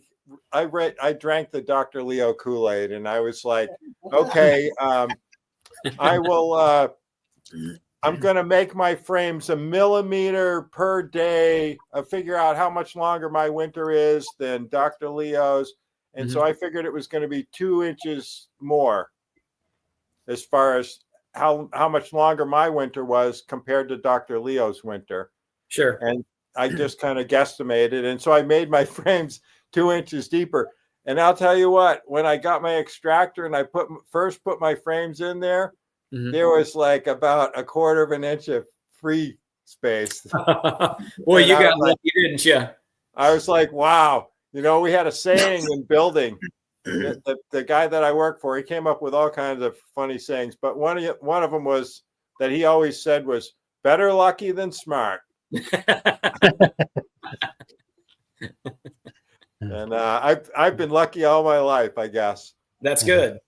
Yeah, it's making up for a lot of not being smart. That's for sure. That's okay. That's okay. So I was the Kool-Aid. JW, you're in Maryland? Am I in Maryland? No, I am. No. Charlie, you're in Maryland. JW, where are you? Down the road south of your place, about 30 miles. Well, I thought you were going to be here in a few minutes. I'm getting ready to make some coffee. Illinois, Bryce. Where are you? Illinois. Illinois. I saw the most fantastic northern lights one time in Illinois, and I was driving to Chicago. What's that? You must have been driving through Chicago. No, but I think probably the farmers whose field I drove off into to watch the lights probably thought I should have been in Chicago. I was driving back from Alaska one year, and it was just nighttime, and I was on the interstate, and there was traffic in the other side, and the lights were so bright, the northern lights, that I could see them, and I had to pull off at the first. I pulled off at the first exit that I could get off, and it was this road that went to some farmhouse, but I didn't go to the farmhouse. I just barreled right off into the field and jumped out and parked myself on the hood of my truck and was watching this action going. And the farmers came up and said, "Hey, what are you doing?" I'm looking for the farmer's daughter. And I said, that would have been the wrong thing to say. Borealis, and they were like, "What?" And I'm like, "The Northern Lights. Can you see?" And they're like, Oh, okay. I said, I'll be gone in a few minutes. Don't worry. You didn't run over any fences, did you? No. Okay. I traveled across country and did a lot of car camping for a while. So I was pretty experienced with pulling off into fields. I gotcha. Yep. I really didn't barrel off into it. I gotcha. Yeah, that's probably a good way to make enemies. You're going through some farmer's fence and livestock getting out, right? Yeah. No, that's that, and watch out for the purple paint. Yeah, that's right. So Illinois, what part of Illinois are you in, JW? Southern part, southeastern part. So you get pretty cold there as well, right? I'm on about the same latitude as what Tom is over in Missouri. Or, we get a few cold days, but usually it warms up in a day or two. Pretty much whatever I get, if it's a storm system or a cold front moving through, he gets it a few hours later, basically. Yeah, I'm about 2 days behind you guys. Yeah. So in historically keeping track of my sister's weather. Yeah. So Carl, she's up there, and they have some terrible weather up there in northwest Missouri as compared to us. Yeah, but Bryce gets a lot more snow. Yeah. Yeah, we get snow, and if snow doesn't cover the ground for at least 2 months of the year, then we feel like the winter was stolen from us. Yeah, but you know what? You deserve it up there. If I get hey, Carl, I don't want it. Yeah, me neither. Don't let it come down here. You can keep it up there. Yeah. Well, it's really amazing. You can notice the difference in stuff that, between a low snow year and a normal snow year. I mean, we have, like last winter, we had a brown Christmas. It didn't snow until into January here. We didn't get snow on the ground. Mm-hmm. And then it dumped 2 feet in the next 2 weeks. And then it snowed again in another week and a half. We had like 3 feet of snow on the ground for a month and a half. Wow. We had 4 to 5 inches yesterday. So, wow. Well, that's good. Carl, where are you? Northeast PA. Okay. Scranton Wilkes-Barre area. I don't know. At my house, we had 4 inches. In Scranton, they had 10, 12. Ugh, Wow. yuck. Yeah. Does it there, Carl? I'm sorry? Is it still there? Or is it melted? It's melting. The kids were out playing in it all day today and in and out and that. But it's by tomorrow afternoon, it'll be a trace. I know my friend Pam, she's out in West Virginia, and they got about 6 inches, but now it's all gone. Carl, what's your elevation? I don't know. I'm about 5'10". Yeah. Well done, Carl. You win. I don't know. It depends on how late in the evening it is, right? No, actually, we're about 700 feet here where I'm at. Okay. Yeah, and you get up in the mountain areas around where I'm at, I can go from 700 feet up to about 1,200, 1,300 feet. And I'm around the Pocono Mountains. Like some of my accounts where I take care of the restaurants and that, they got 12, 17 inches of snow this yesterday. Wow. And a lot of it will hang around. A lot of the accounts I have will hang around for probably going into the new year, but it all matters because you know what? It's changed. It could be hot, cold, and we can get into warm still for another week or so, but December, January is kind of iffy anymore, but January into late January, February, it usually hangs out anymore. Like always, that's the worst months, but December is up and down anymore. I'm on the Cayman chat, so I don't know. So, You might have. Is it still going? what's the matter, Melissa? You don't want to jump on camera tonight? What, you didn't do your hair up or what? Yeah, she's a hot mess, guys. Oh boy. I am a Oh, hot look at mess. it. I pick on you a little bit. What's wrong with that? I'm getting old here. I need to go get that taken care of. I am a mess. No. Melissa, So I just looked at my shot in the picture and I said to my wife, "You need to get the clippers. I'm gonna take this shit off." I go get myself made young again about every 6 weeks. That's So- okay. Nothing wrong with that. So- Hey, Carl, we I got my hair cut too here. You know. You've been Yeah. talking all night. Hey, go back It's over there going. and sit in the corner, lady. So we got Yeah, you got to throw Brian in there. Look at Brian's got- there. yep, we got some stuff in the mail this week. Oh, We nice. got some lemon. Now, I put in the chat earlier tonight. I have right here for Brian. Look at this, right here where I could reach stuff that I'm Sending sending to out. Brian. Yep. Is that the peanut know, butter honestly- in your left hand? What's that? Peanut butter in your left hand? Yep. Yep, Peanut that's butter. good. And then hot Peanut honey. butter, I got hot honey and smoked hot honey. I was sending out to him. Okay. And Yeah, honestly, Carl- it would have been gone on Friday. But the problem is, between the three of them, I don't have any small boxes. Everything. Mhm. Oh yeah. So So I have to say, neither Tom and I are Lemon. lemon fans. This is really good. It's pretty good. Like I would sit here and eat this jar.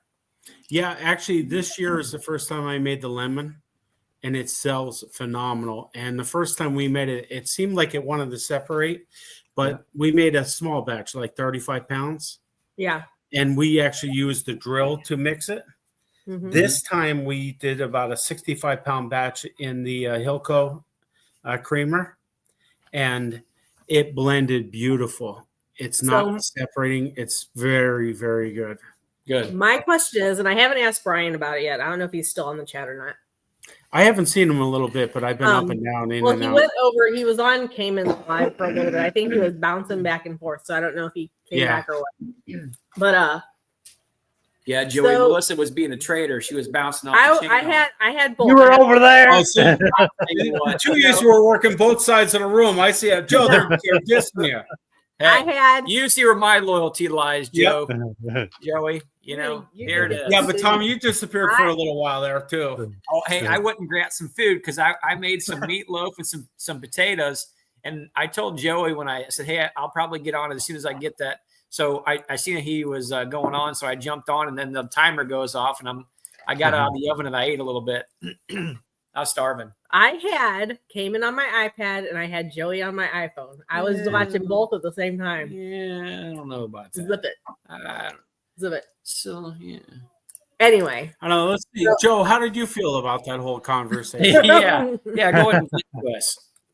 It's all good. I had him on here too. Oh, here it is. And here, me and JW have been loyal to you the whole night. I'll tell you what. So Joe, my you question- should have said as long as you hit that like button. Yeah. Yeah. I did. And I did honestly, I didn't hit the like button on Cayman's video. How about that? Now Cayman's listening. Melissa, he doesn't need it. Don't worry. Sorry, Cayman. So my question is, and like I said, I haven't asked Brian yet. But so this is really smooth. It's really the flavor is great.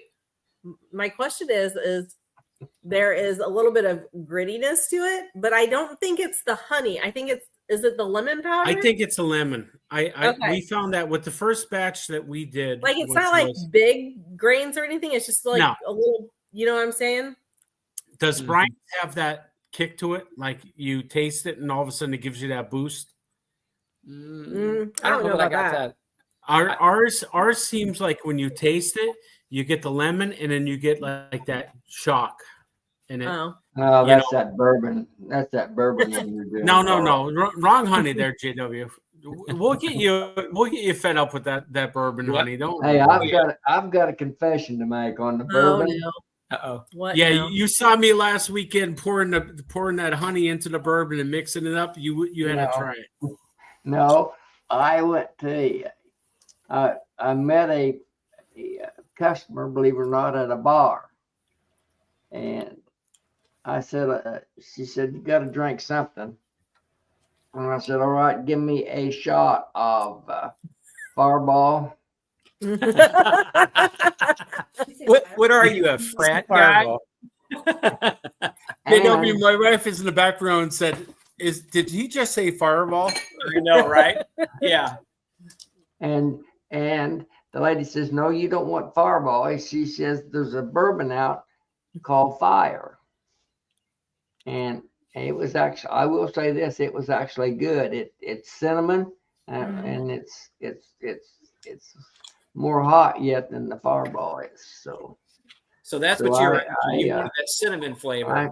I stand to be corrected. I can stand the taste of Fire bourbon, whatever it's made out of. So but it tastes like a real hot cinnamon ball to me.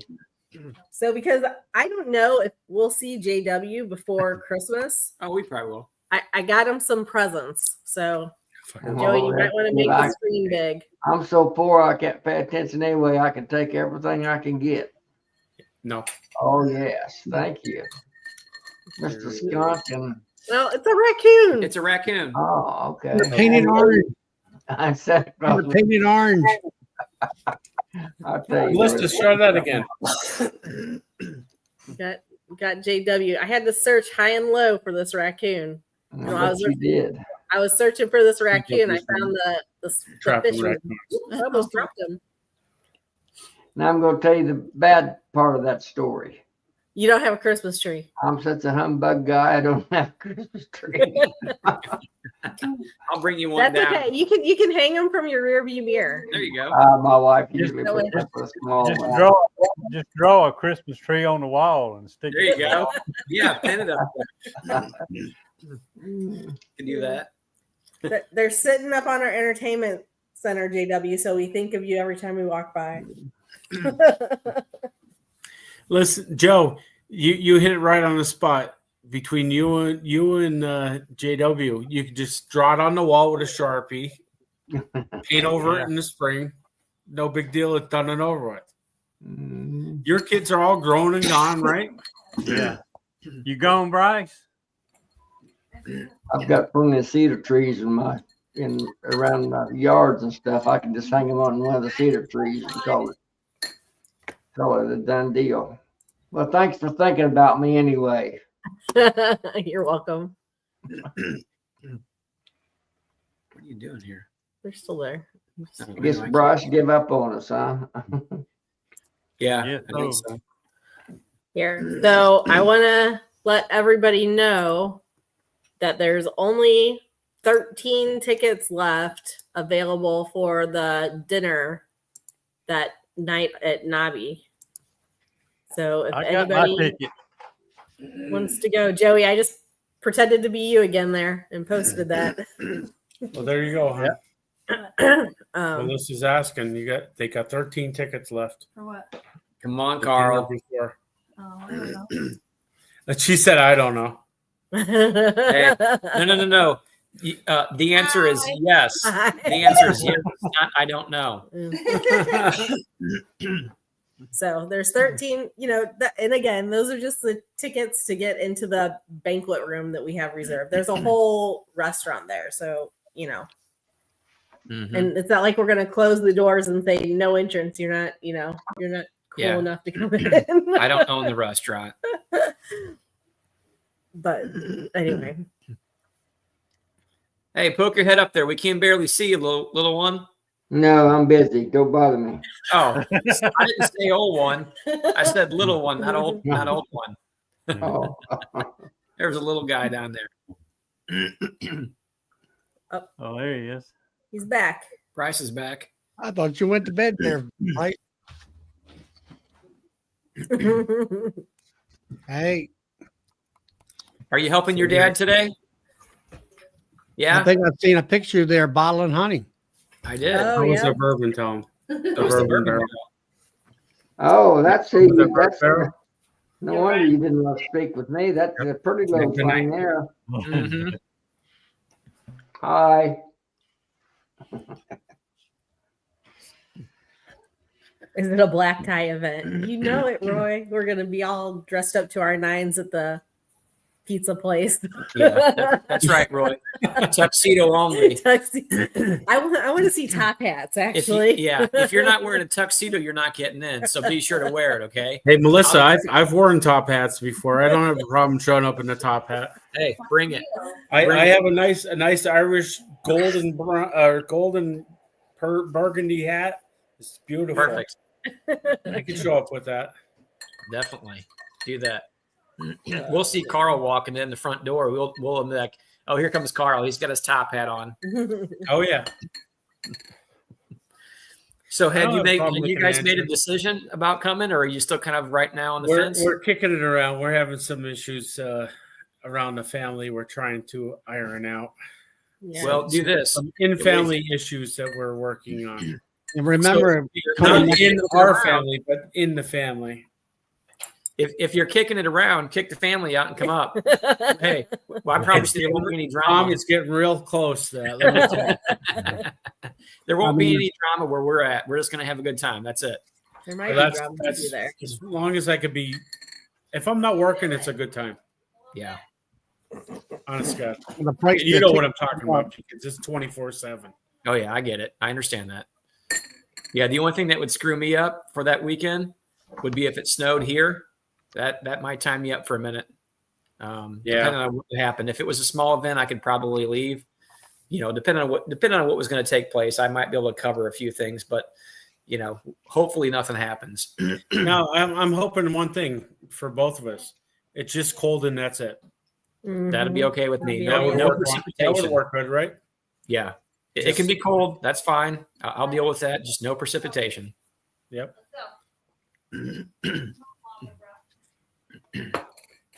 The one other thing, I'm going to do a little self-promoting, Joey. Sorry. Wait a minute, Joey. Have you got the advertisement schedule made up yet? Yes, it's around here somewhere.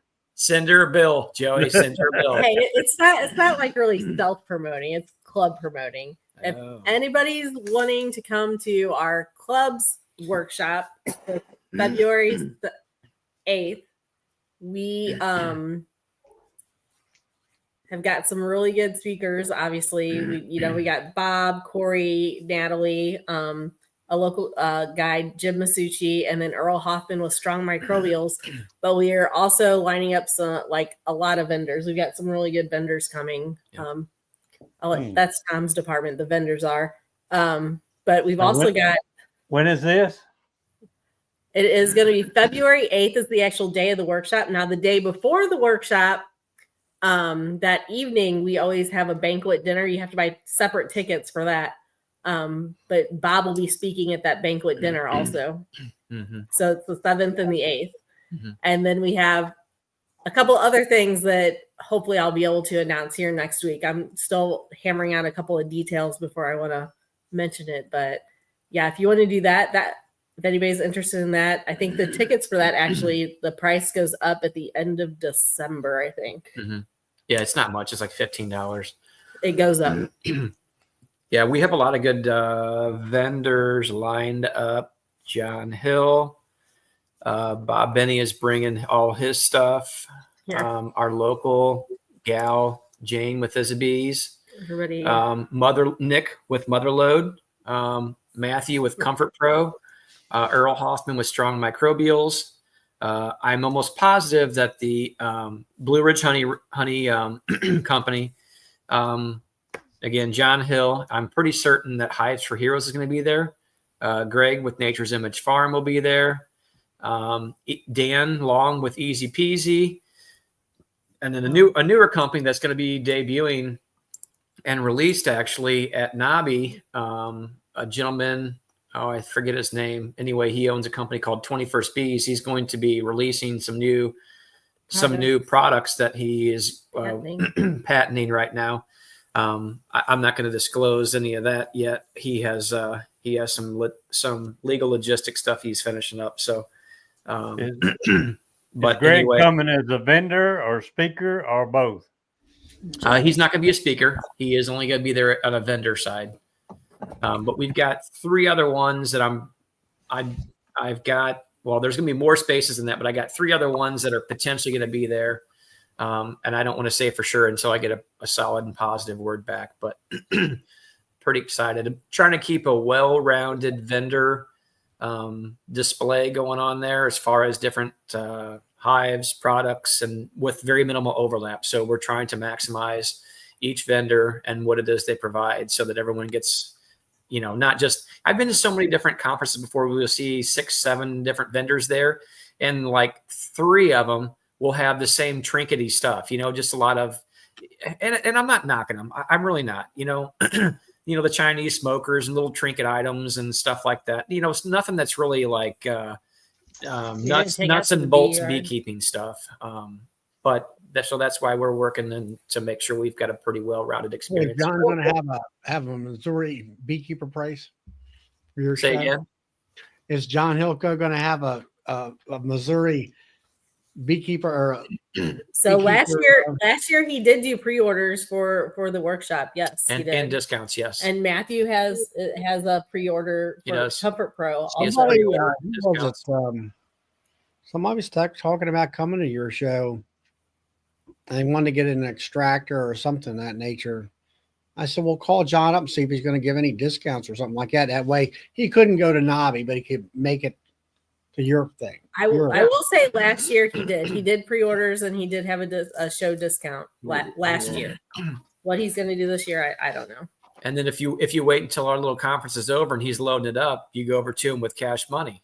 And you'd be like, I know you don't want to load that up. You don't want to box it back up and load it up, Oh, hey, JW took a ride down to the Blue Ridge Mountains down there in Georgia. And you are fast. He's moving around, ain't he? I told y'all he had a plane. None of y'all believe me. There's no way he can get down there that fast. And there's Boz. Good old Boz. Boz is the pain in the rear this evening. He's on the prowl. Uh-oh. Maybe he's bored. No. Let him chase some coons. Darren, that's when we had a couple of people purchase them last year from our show. From John. Oh yeah. Yeah, John brought the speed fill bottler. He brought a couple of pumps. He brought clarifiers. He brought extractors. I mean, and he'll have a whole room this year. That's what was the measurements of that room? Yeah, he's got. So I'm giving Blue Ridge Honey Company and Hilco. I'm giving them large rooms, so they're gonna bring it. He's got like a 23 by, I don't remember. It's like a 650 square foot room, 21 and a half by 24 and a half. So both of those guys will. So they're going to be able to bring a lot of stuff. And I've got Greg Burns. I got him a fairly good size booth too. So he can bring a lot of hopefully his boxes and good stuff. Boxes and So, but if anybody's able to make it, Joey can drive up. He can take a little trip up north if he wants to, and experience some cold weather. All right, end of the commercial. Yeah, end of commercial break. Well, that worked out great. I just told my wife, go to hell to bed. Good thing you didn't do it on the chat, right? Oh, and I get an echo here. I could still hear you.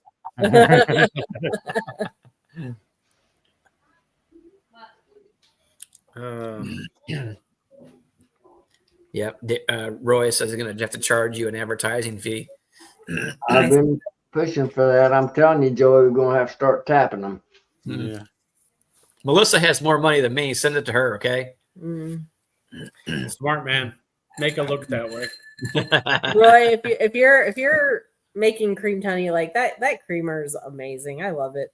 It is pretty cool. Carl, you said you had one, right? What's that? Oh, you have the license? I have both. Oh. Now tell me, would you say that with making creamed honey, those are kind of a must?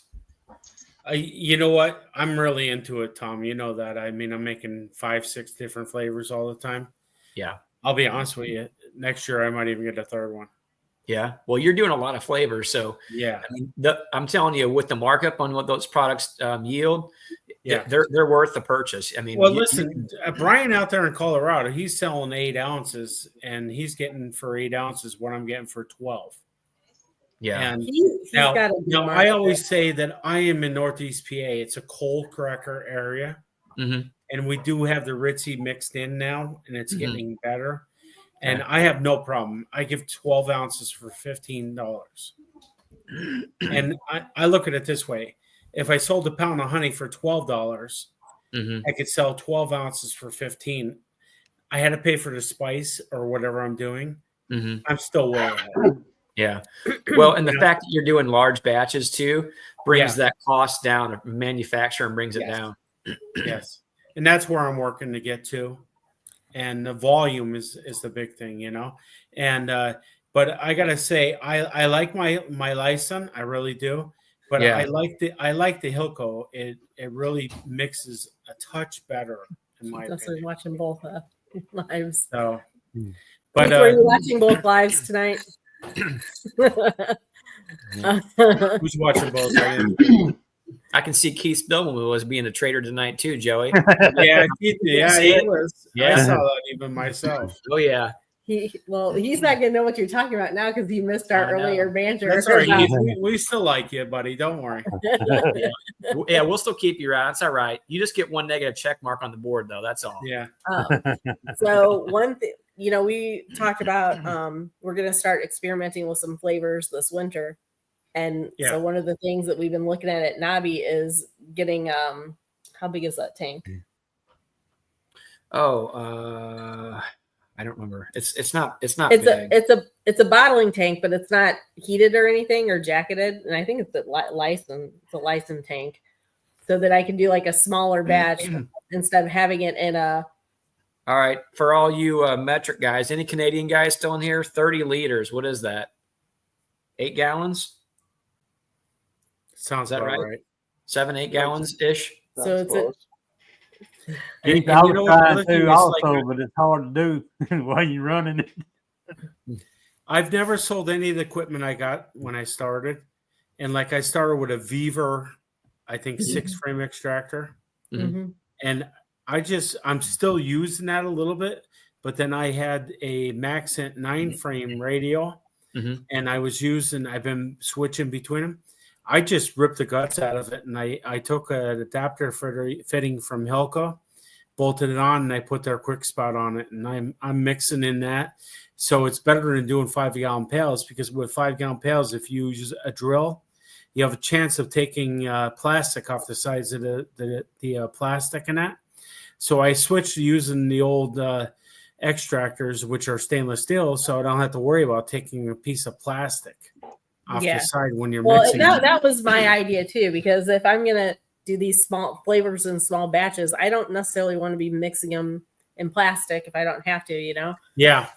So my thought was, if we get this, it's a bottling tank. It's like I said, it's not water jacketed or heated or anything. No, you And can buy them reasonable. Yeah, Yeah. and then mix it in there, let it because it Set mix up it a in there, little. and then I can use that speed fill, and because it still has a honey gate, so I can attach that speed fill Mhm. to the honey gate on this new tank and fill from that. Yeah, that one Yeah. had a metal spout with you can get the metal gate, but you can also Yeah. take that off there and you can put on the help me out here, Carl. The You have adapter. the adapter fitting to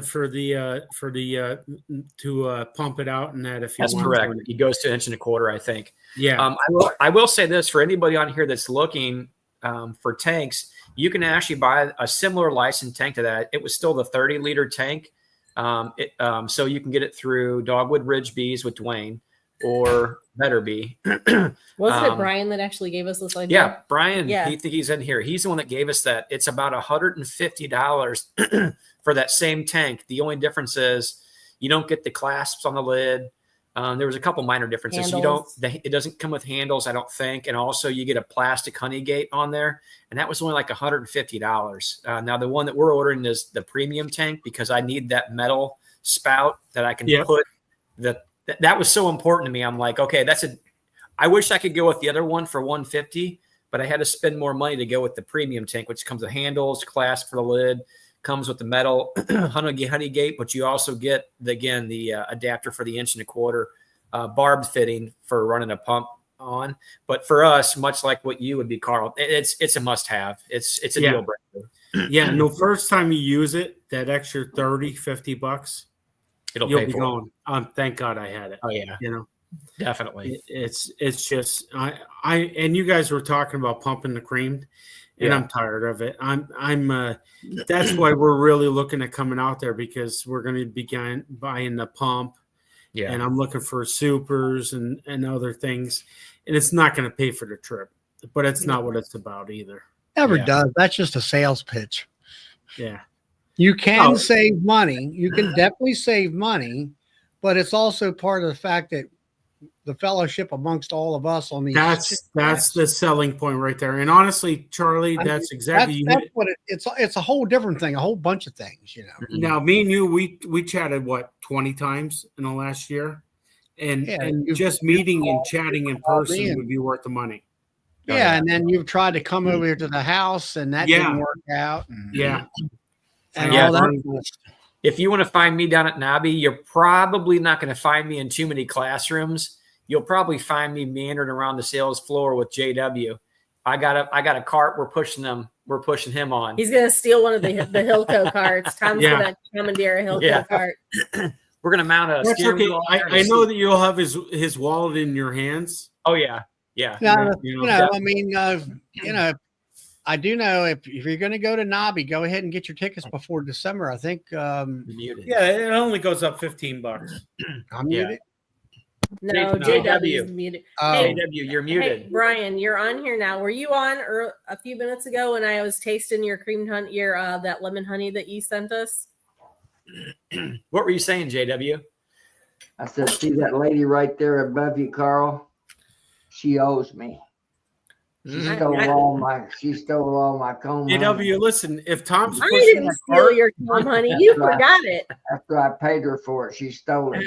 Yeah, I got your Hey, money. That's JW, true. you're right. She did steal it. She Mhm. didn't give it to you, did she? That's just That's downright right. dishonest. I did not. JW, as she's hugging left. you, me and Tom are going to be pulling that wallet out of your pocket. Okay, so Brian, it was really good. Tom and I- It takes two to pull that wallet out. Yep. so Got to have the old guy with the pictures and everything else in that wallet. You got to have it's like bulky and that. All I got in there is a bunch of IOUs, I think. So Brian, I like it. Tom and I are not lemon people, and we both really enjoy it. But Hell, they didn't pay their light bill either. it says, oh, we're back.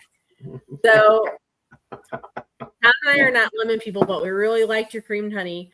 I just have a question. So it's really smooth, but there's a little bit of grittiness to it. Is that from the lemon powder? That's my question. So I feel like she gave you a compliment and then took it away. No, that's what I'm it sounded curious if when we Sounded make like that. flavored creamed honeys, are they going to take on that texture?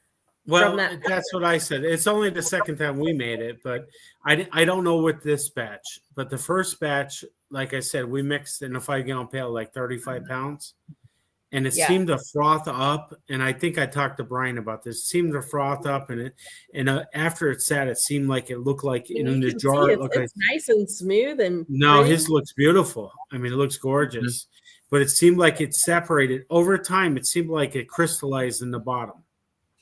Yeah, it looks great. Well, let me ask a question. I've What? never messed with it, know a thing about it. Will 1 pound of honey, how much creamed honey will that make? One I mean, pound. 1 pound.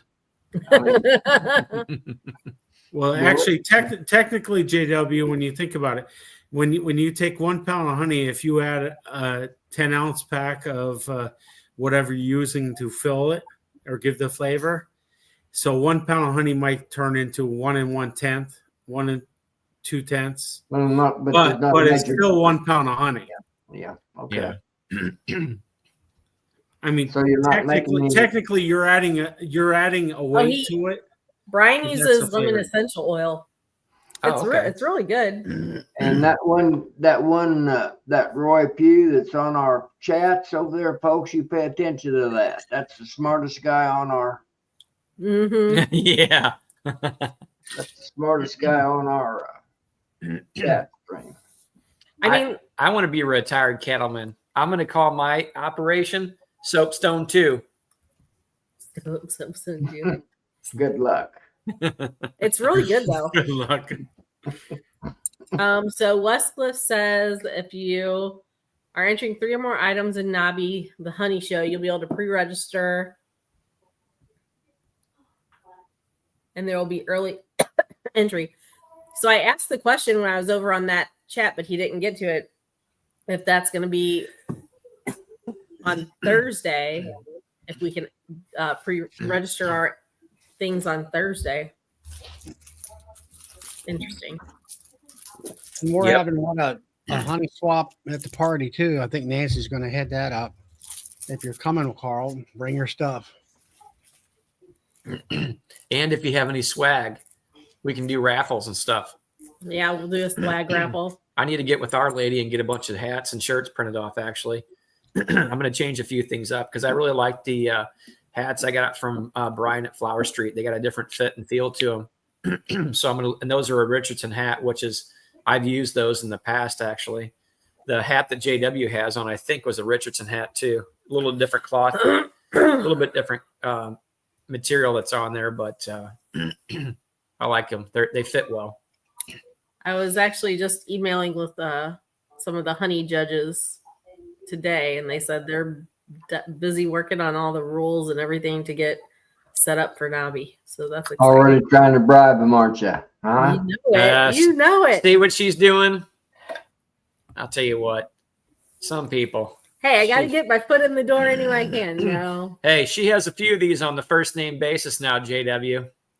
That's what I'm thinking. Mm-hmm. Sounds like a little bit of collusion. That's what I'm wondering too. She gets to that politicking. Did Cayman going to have a better food selection this year? I asked and he didn't answer. I don't know if he didn't. That's very important to me, this food issue. Yeah. Hey, JW. Imagine that, right? I can assure you that Cayman has no control over the vendors. You know, that's all. Well, there just needs to be more of them. There just needs to be more. There was only 3. There needs to be more. Listen, I wasn't there last year, but you know what? They need somebody that's doing like pierogies, potato pancakes, hot dogs, simple stuff that can be quick, easy, throw together, very cheap, and, you know, just belly fillers. And if they had somebody that was dropping pizzas and you can grab a slice and run in that, you know, I think that would be the quick, easy thing. Probably they want $6 a slice, probably. Yeah, but that's the problem, Charlie. You know, just make it cheap and easy. Make it $3.50. People will pay that. You give it decent size slice. The size. What I'm trying to tell you, folks, is that expo has permanent vendors there that pay a year-round fee. I'm sure. I doubt that Cayman's got anything to say about the food. Very much so. I would hope though he'd be able to get more of them to come in than just there was like 3 of them last year. Well, if you went around the corner as you went into the left into them other buildings, there's vendor after vendor that wasn't open because that wasn't big enough right. for them. Yeah. Well, Charlie said that he sandwiched it, right, Charles? Mm-hmm. Yeah, I brought some. They had one. They had one in the actual hall. Carl, where they had the vendors. Yeah. There was 2 or 3. There was an ice cream and that kind of a pizza Italian joint, wasn't there? I forgot just what all was there. Hope said they're not. I ate in the car. Basically, is what I did. Okay. Hey, we might be doing some peanut butter and honey sandwiches. I don't know. See, you know, most time throughout the day for me, it's just like you said, like Carl said earlier, just putting a little something in your gut. And honestly, that's that's all I need. Something to drink and just a little something in my gut to hold me for dinner. What do you got? I know you got a comment, Bruin. I want to hear it. Yeah, he's one of them. I guarantee you, Tom was one of them. I forgot to eat today. Actually, listen, I could see on JW's face that he was on the water today, fishing all day long. Look at his cheeks. He's all red, like he had a mask on.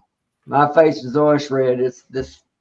I've got my screen on my big TV, and it just the white off the screen. I think it makes. So me were you look- laughing at yourself or what? I was laughing at him saying about eating. He just Let's had, hear it. every time you see him, we're eating. Yeah. I make it a point every time when we're going out to lunch. I make sure to post something to appease all you folks.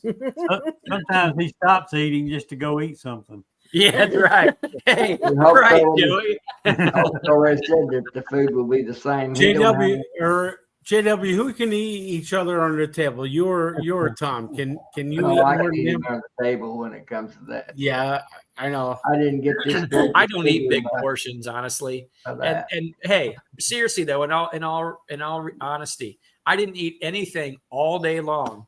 And then this evening when I came home, I'm like, hey, I wanted her to make this, that, and there. And she goes, I'm not going to cook nothing tonight. So I'm like, well, I don't want, a sandwich or whatever. So I went in there and I made some potatoes and meatloaf. And that's what I was at the beginning of this chat, was finishing that up.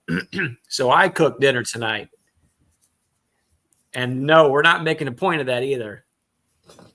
Tom, I cook 9 out of 10 days. Do you like to cook though, Carl? I do. I have a commercial kitchen in my house. Oh yeah. Well, heck, that makes it a little easier, right? Yeah, and I'm used to it. I deal with chefs every day. But I'll be Okay. honest with you, my wife cooked like 5 or 6 days of the last 10. Yeah. I You must asked be her pretty busy. I asked her if she was going to divorce me because I was wondering what's going on. Practicing up to get rid of your Uh-oh.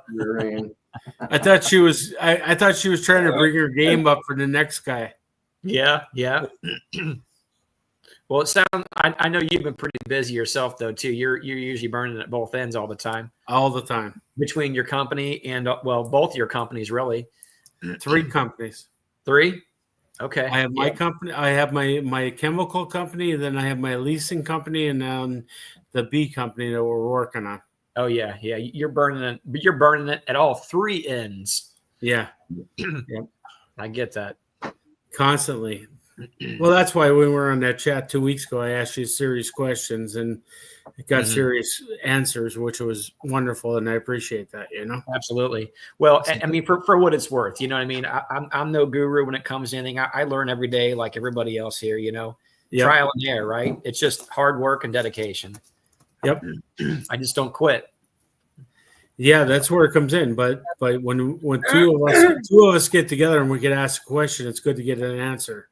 Yeah, definitely. Well, and you know what? There might be an experience, even though they're different companies entirely.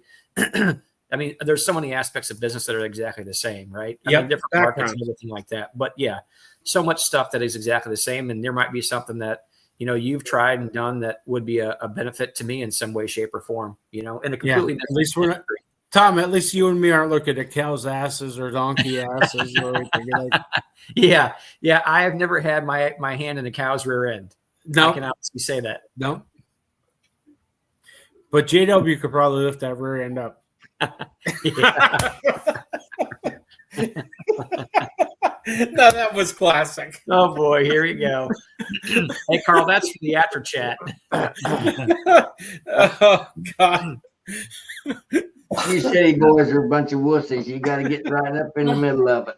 Hey JW, I'm not a city boy, believe me. Yeah. I'm not a city boy. Clay, I appreciate your correction there on Thursday, because I was just thinking, how early am I going to have to get up on Friday to get there to register all my stuff? Yeah. Yeah. She wouldn't be a fan of that.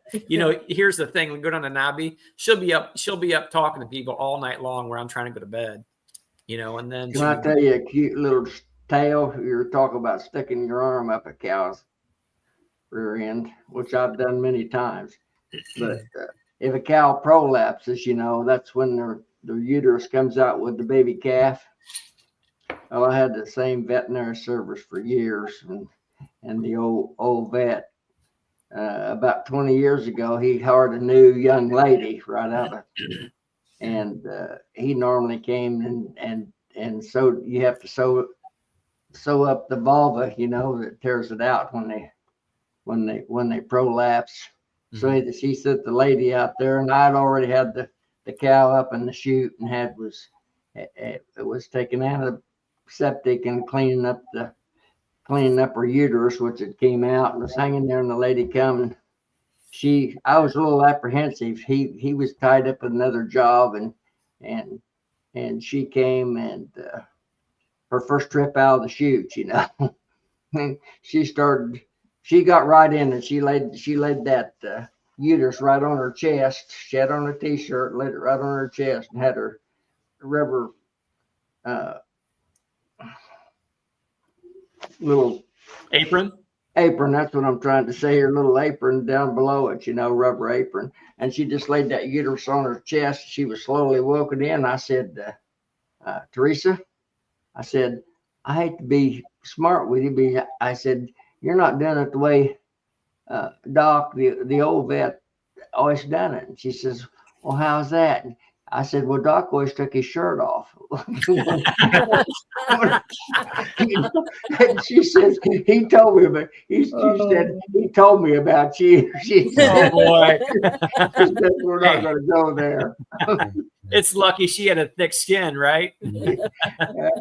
She still You couldn't have brings said it that up. to just anybody. Doc's retired and gone. She's still there, Every time I walk in, she says, Well, let me ask you this: Does she come man. out? Did she still come out to your place and offer veterinary services to you? Oh yeah, she came Okay. and she put a little dog, one of my little buddy dogs, came to my house and put it down for me. She's a good gal and she's a good vet. But that was the Good. first time she'd ever seen me. She's new on the job. Broke her see, in quick. Yeah, you broke her in right, didn't you?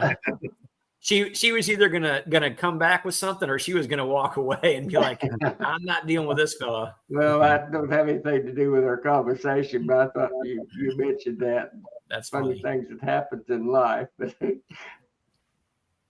That's funny. she's a good gal.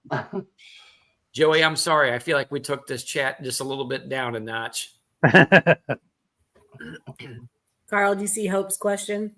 Yeah, I did. Hope I don't make wash products, but I do have a company out of Minnesota that makes all my products for me. I buy them by the tractor trailer and I redistribute them. And I get about a tractor trailer load in about every 4 to 5 weeks, and which is about, I don't know, 1,800 different products on a tractor trailer load. So That's quite a bit. If you're in an area and you're dealing with a commercial kitchen, I would tell you to, you always have the company that's called Ecolab, which is the biggest in the world. Mm-hmm. But if they've pissed you off, I would tell you look to smaller local distributors, because usually there is a smaller distributor that's selling a company like I'm selling or another company close to it. There is a couple manufacturers out there besides what I'm using that are setting up a distribution network. So Shop with the small guys. Yep.